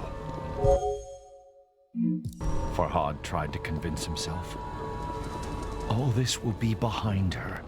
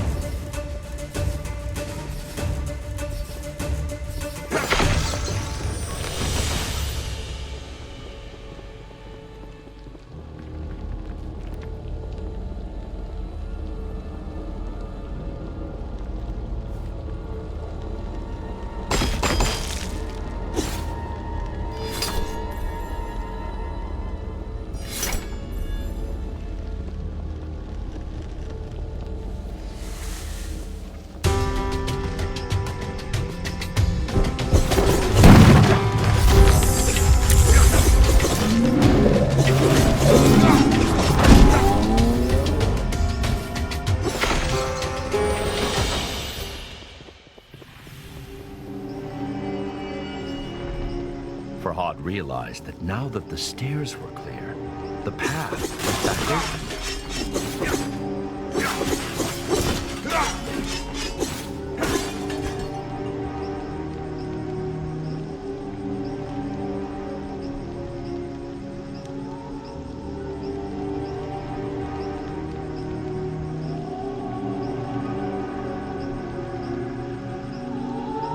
Every realm? Farhad thought. If there are more, are there other Div?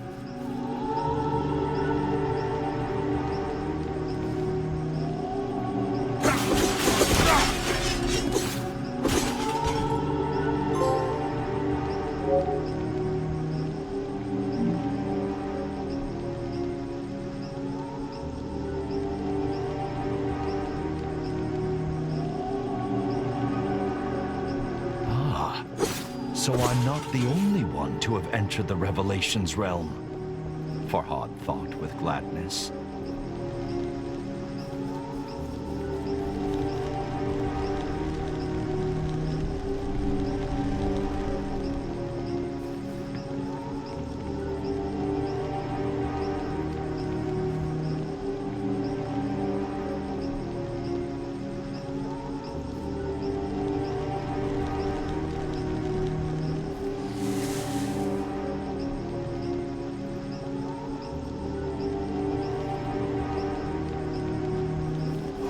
And fear battled within Farhad, but resolve overcame both. This time, he knew what had to be done.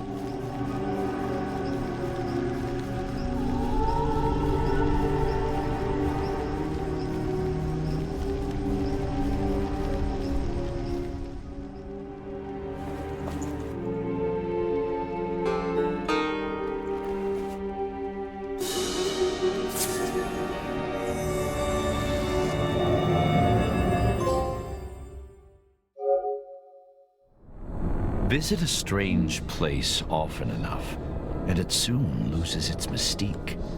But this was the memory stored within all Seed's heart. A story Farhad needed to know.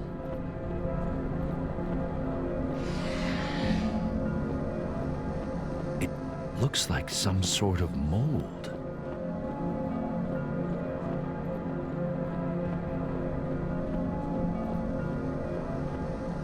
What is this for? Farhad wondered. It looks like some sort of mold.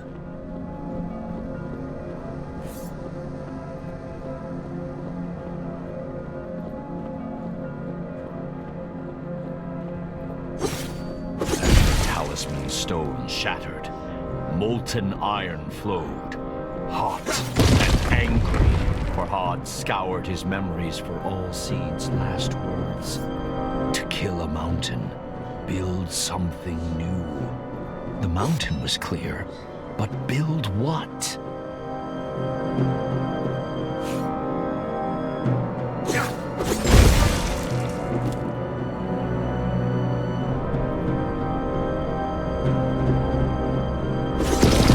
Why would all Seeds have a memory of a smithy? Farhad thought. After all, fire and trees do not usually well mix.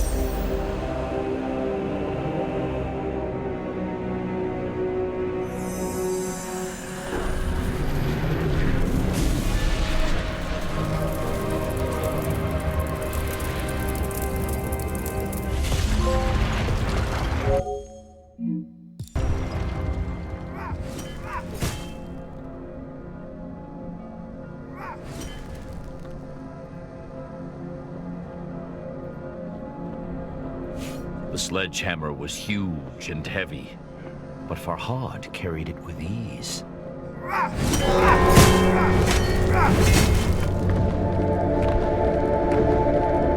As he rounded the corner in the floating path, a gasp escaped Farhad's lips. Shattered remnants of his friend hung suspended in the air, unmoving, cold, lifeless.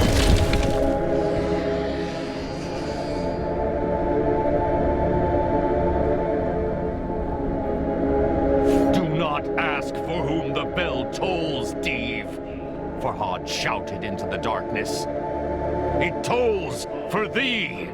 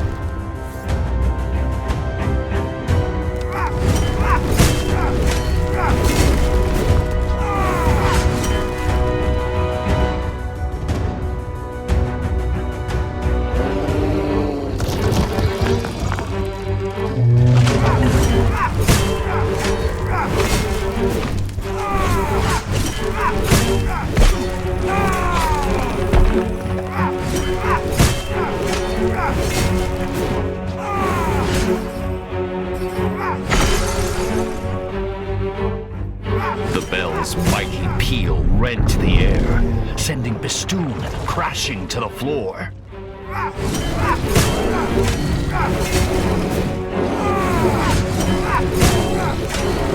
This is for my friends! Farhad cried.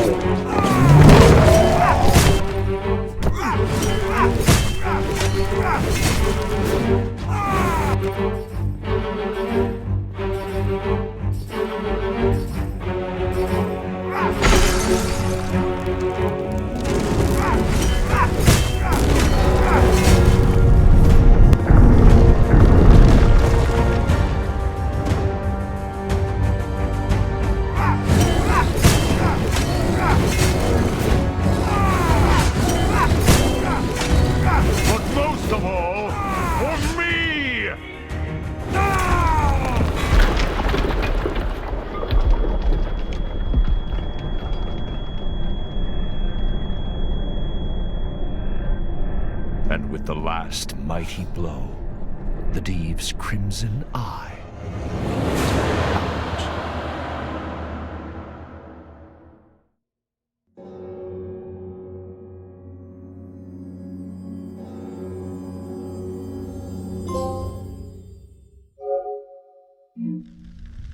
The storm within Farhad's heart rivaled the one that rent the dark skies. Bistun was defeated, but at such cost. He felt more alone than he had ever felt before.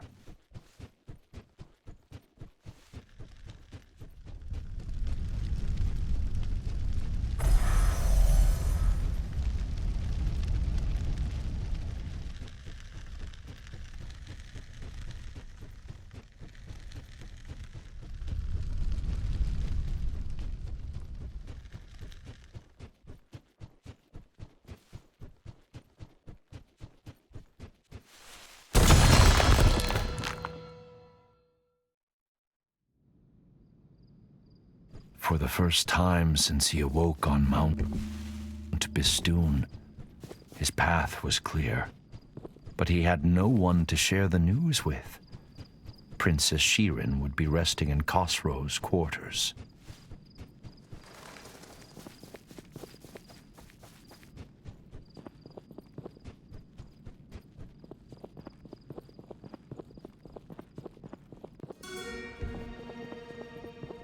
Farhad, what have you done? What vile sickness did you expose my love to? You have no reason to dig through the mountain any longer. Princess Shirin is dead. Your king, Khosrow.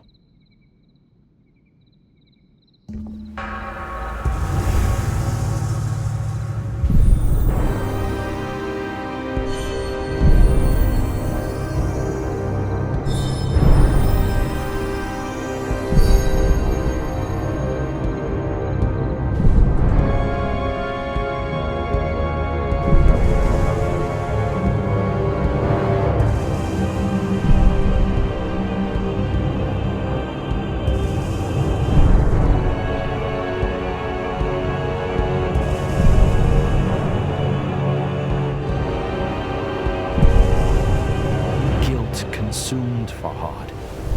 He felt that this world could no longer offer him anything. But death had not ended Farhad's journey before, and it was not about to now.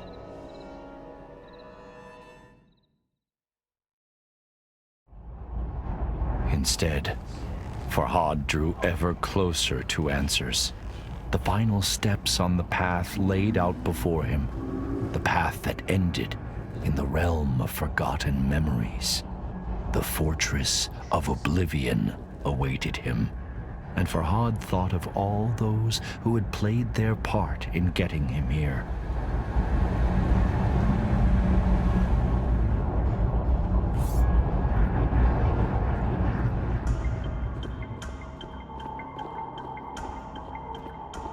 All seeds, with his wisdom and kind heart. Majestic Anahita, so dedicated to atoning for her greatest mistake. The beautiful princess, always out of reach. And the king, who had treated him with such disdain. But none of them mattered anymore. The whisper called to him. I called to him.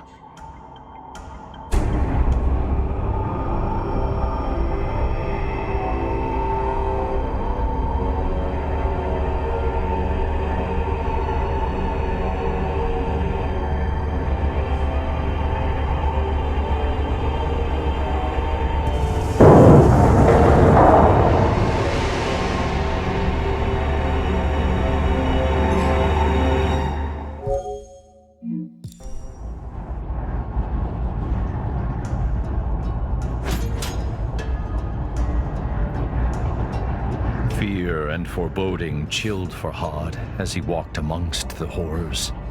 Exiled and forgotten people, ensnared by the blight, trapped in endless suffering. their silent screams frozen in their gullets.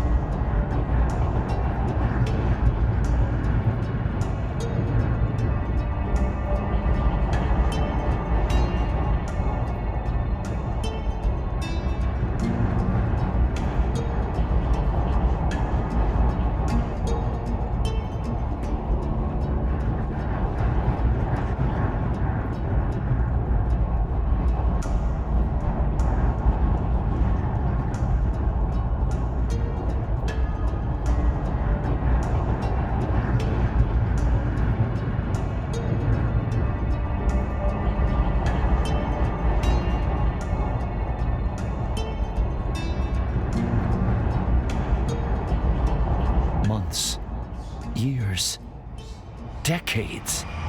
For how long I had called him to me, I cannot say. My voice gave out, but still, I cried out across the realms. Unimaginable agonies racked my body. Yet I never sought refuge in insanity. The wound that never heals reminded me of my mortality and my purpose.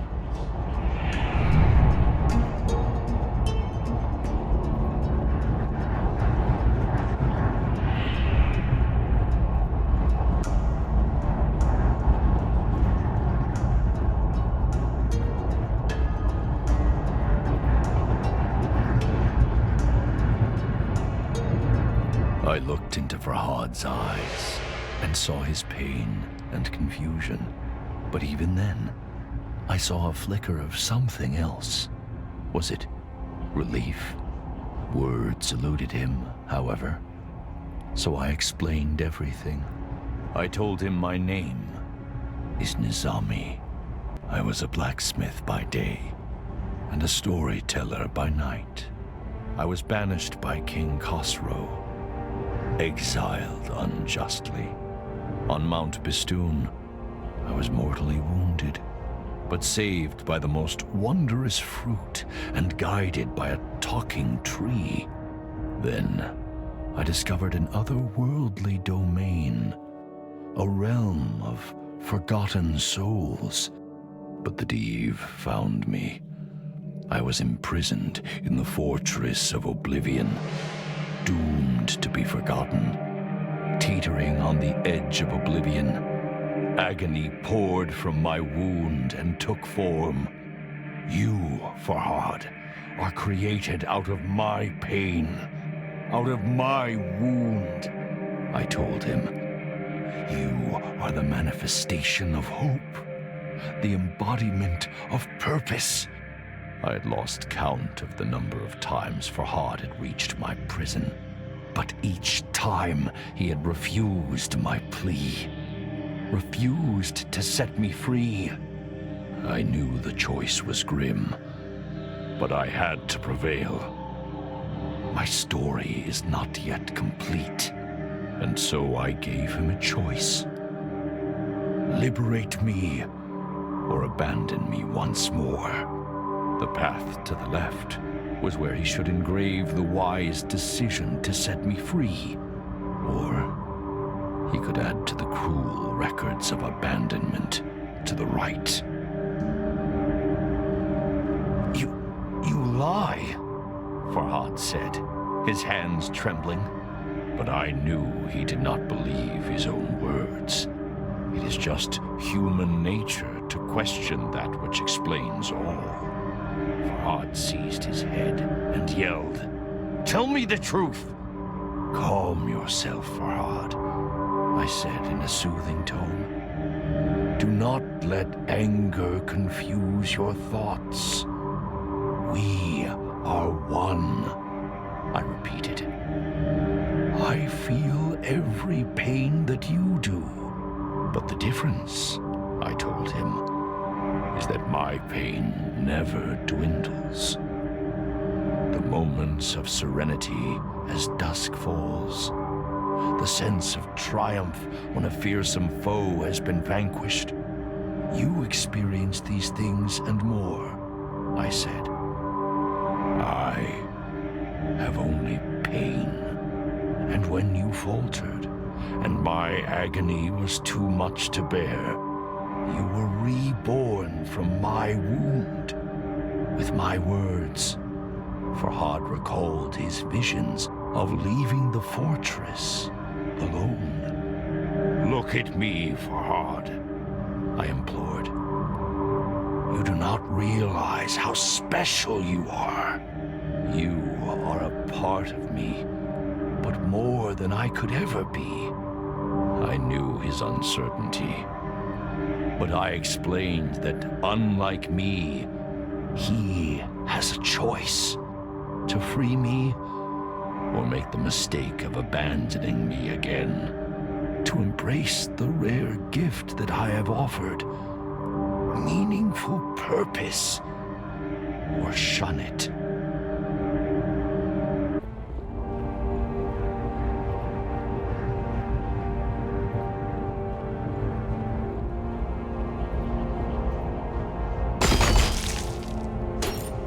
This time, I resorted to honesty to convince Farhad to release me. If he rescued this poor old man, his creator, from a life of torture, I promised to continue my journey. I would seek out the source of the blight afflicting nature, the reason behind the chaos that sweeps through Persia, and destroy it. But sadly, there was a catch. To leave my unnatural shackles empty would draw unwanted attention. Farhad would have to take my place. At this, The sculptor growled and turned his head. "Wait," I implored. "You do not understand." I told him how this sacrifice would give his life meaning. After all, it was his purpose. It was what he was created for. The only way he could escape the cycle. And I promised that when my quest was complete, I would come back to return the favor.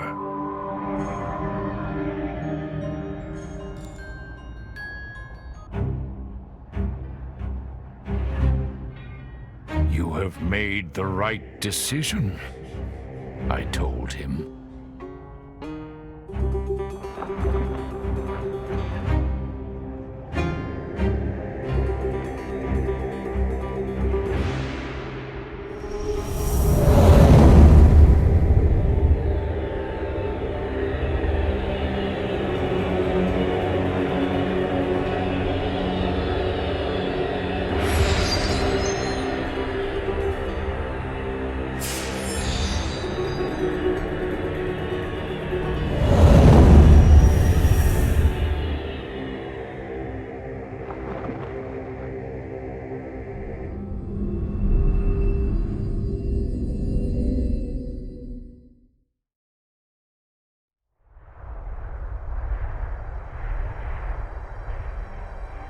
Before I left, Farhad asked me if his sacrifice would be worth it. There is no greater blessing Than having purpose, I told him. No worse pain than having it denied. I promised I would not rest until I had stopped the sickness afflicting nature. I would rescue other poor, imprisoned souls and face the threats before me with the courage that Farhad had shown.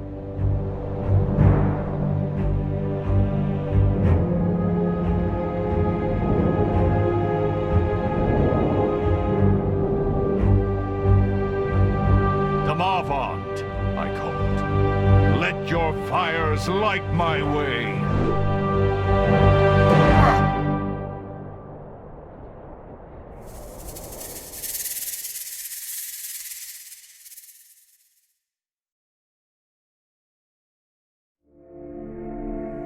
بیاورد ضحاک را چون نبند، به کوه دماوند کردش ببند. به کوه اندرون تنگ جایش گزید، نگه کرد قاریبانش ناپدید. بیاورد مسمارهای گران، به جایی که مغزش نبودن در آن، فرو بست دستش بر آن کوه باز، بدان تا بماند به سختی دراز. ببستش بر آن گونه آویخته، از او خون دل بر زمین ریخته. از او نام ضحاک چون خاک شد، جهان از بل او همه پاک شد.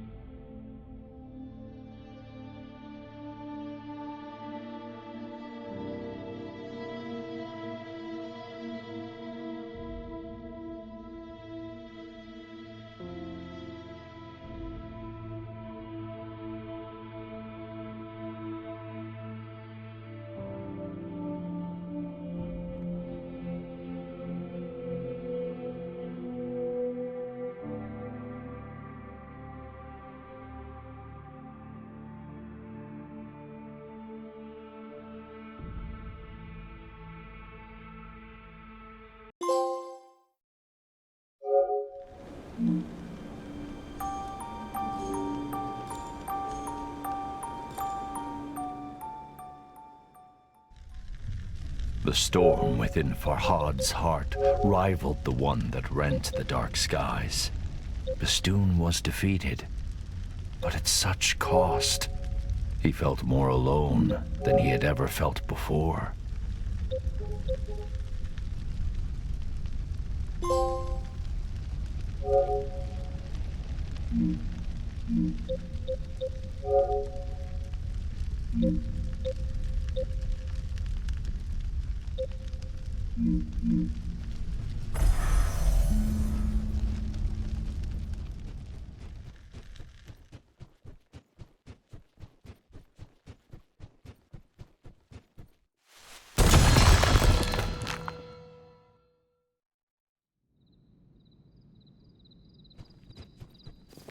For the first time since he awoke on Mount Bistun, his path was clear, but he had no one to share the news with. Princess Shirin would be resting in Khosrow's quarters.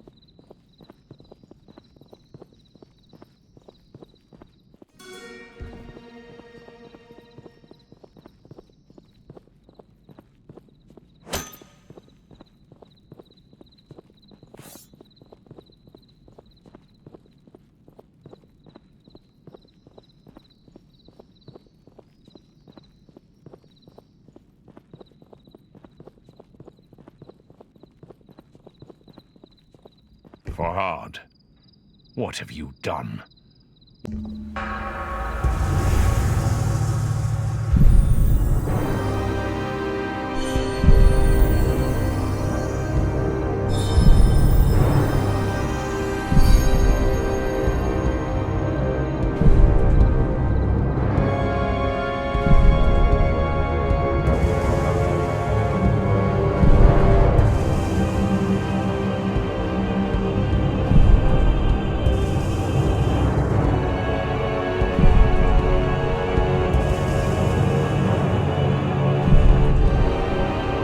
Consumed Farhad. He felt that this world could no longer offer him anything. But death had not ended Farhad's journey before, and it was not about to now.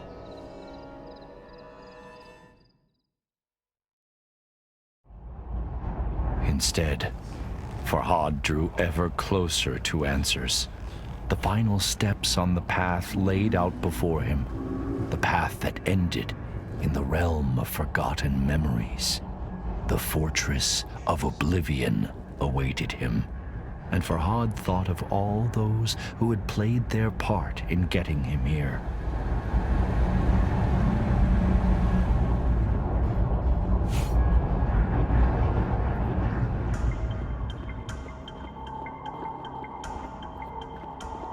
All seeds, with his wisdom and kind heart. Majestic Anahita, so dedicated to atoning for her greatest mistake. The beautiful princess, always out of reach. And the king, who had treated him with such disdain. But none of them mattered anymore. The whisper called to him. I called to him.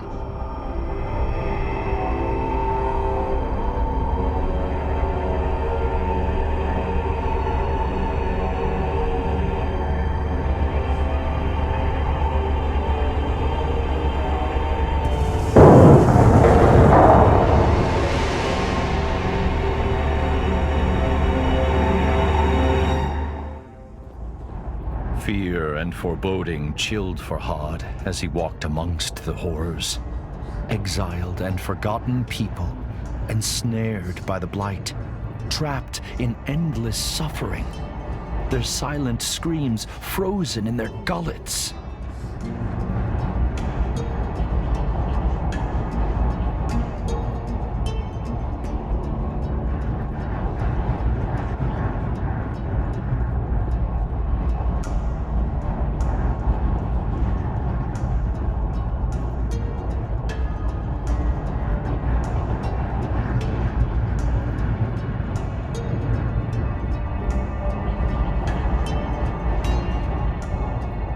Months, years, decades. For how long I had called him to me, I cannot say. My voice gave out. But still, I cried out across the realms. Unimaginable agonies racked my body. Yet I never sought refuge in insanity. The wound that never heals reminded me of my mortality and my purpose.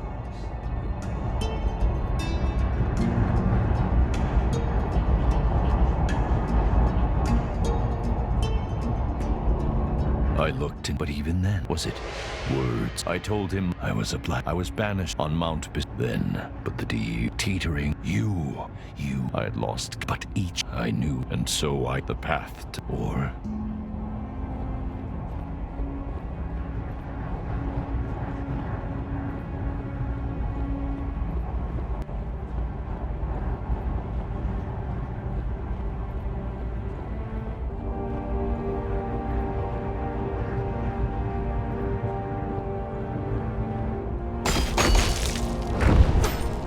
Farhad's uncertainty was written on his face. So I warned him against abandoning me again. You only prolong the bitter cycle, I told him.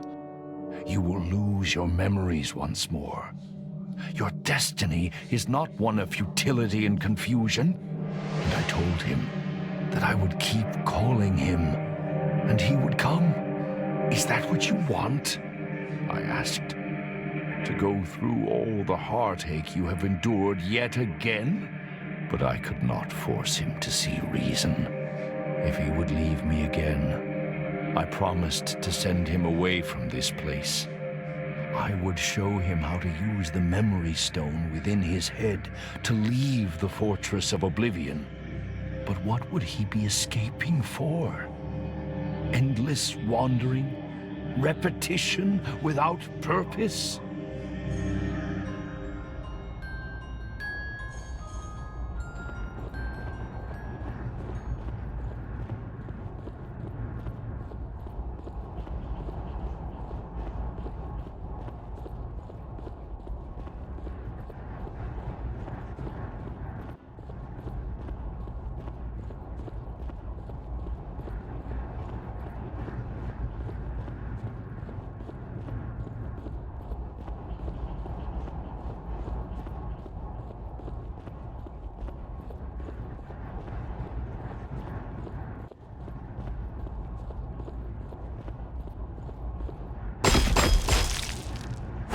This time, if he I would seek the reason and destroy it. But sadly, to leave Farhad at this. Wait! I told it was what and I...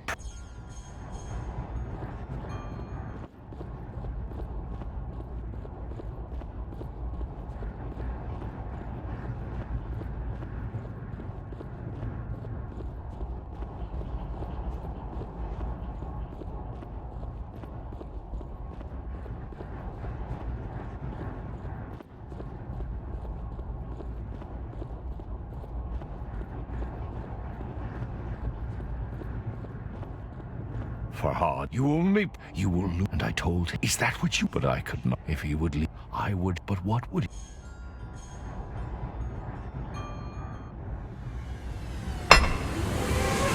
I groaned, but I knew this was not the end.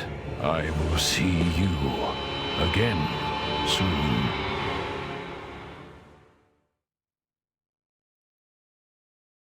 Once again, Farhad refused his destiny and condemned me to further torment. How many times he has failed me, I cannot say. Perhaps neither of us will ever be free. Perhaps the blight will spread unchecked. But my purpose still burns as fiercely as the agony in my chest. And Farhad's story has not yet ended. It cannot end yet. A wave of nausea washed over Farhad. He stumbled. Darkness closed in. He staggered on. Before oblivion drew in again. He lost consciousness again and again. Panic streaked through his muddled mind. And then he remembered my warning, the bitter cycle. With every step, his memory slipped away. I must engrave Nizami, he thought. I must not forget.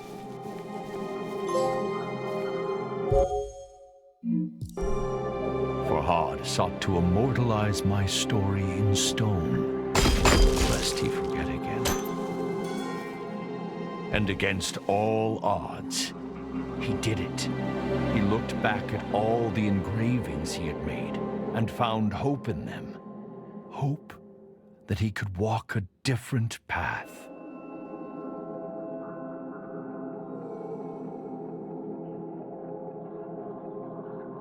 Slowly, like the morning sun clambering over the horizon, consciousness came. He opened his eyes. How pleasant, he thought, to wake to nature's song. As he navigated the narrow paths, he breathed in the fresh mountain air. It focused his mind. questions bobbed to the surface, like apples in water. The same questions that he had struggled to answer at the start of the last cycle. But of course, Farhad knew nothing of that. He did not even know his own name. If you recall, I promised there was more to his tale. He sought a way off the mountain, and some buried memory drew him to the tunnel he had excavated.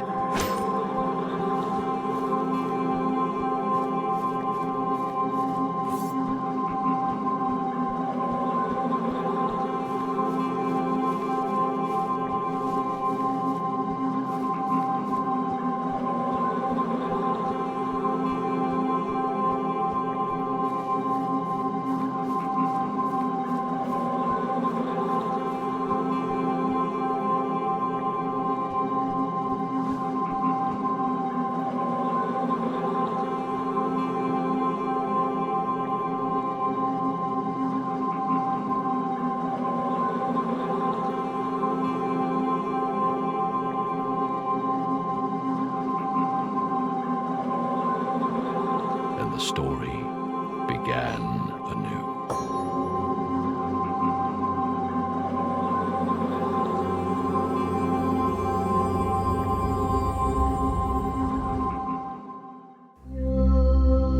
بگفتا دل ز مهرش کی کنی پاک، بگفتا آنگه که باشم خفته در خاک، بگفتا جان مده بس دل که با اوست، بگفتا دشمنند این هر دو بی دوست، بگفتا گر خرامی در سرایش، بگفت اندازم این سر زیر پایش، بگفت او آن من شد زو مکن یاد، بگفت این کی کند بیچاره فرهاد. چو عاجز گشت خسرو در جوابش، نیامد بیش پرسیدن سبابش. به یاران گفت کز خاکی و آبی، ندیدم کس بدین حاضر جوابی. به زر دیدم که با او بر نیایم، چو زرش نیز بر سنگ آزمایم. که ما را هست کوهی بر گذرگاه، که مشکل میتوان کردن بدو راه. میان کوه راهی کند باید، چنان کامد شد ما را بشاید. به کوهی کرد خسرو رهنمونش، که خواند هر کس اکنون بی ستونش.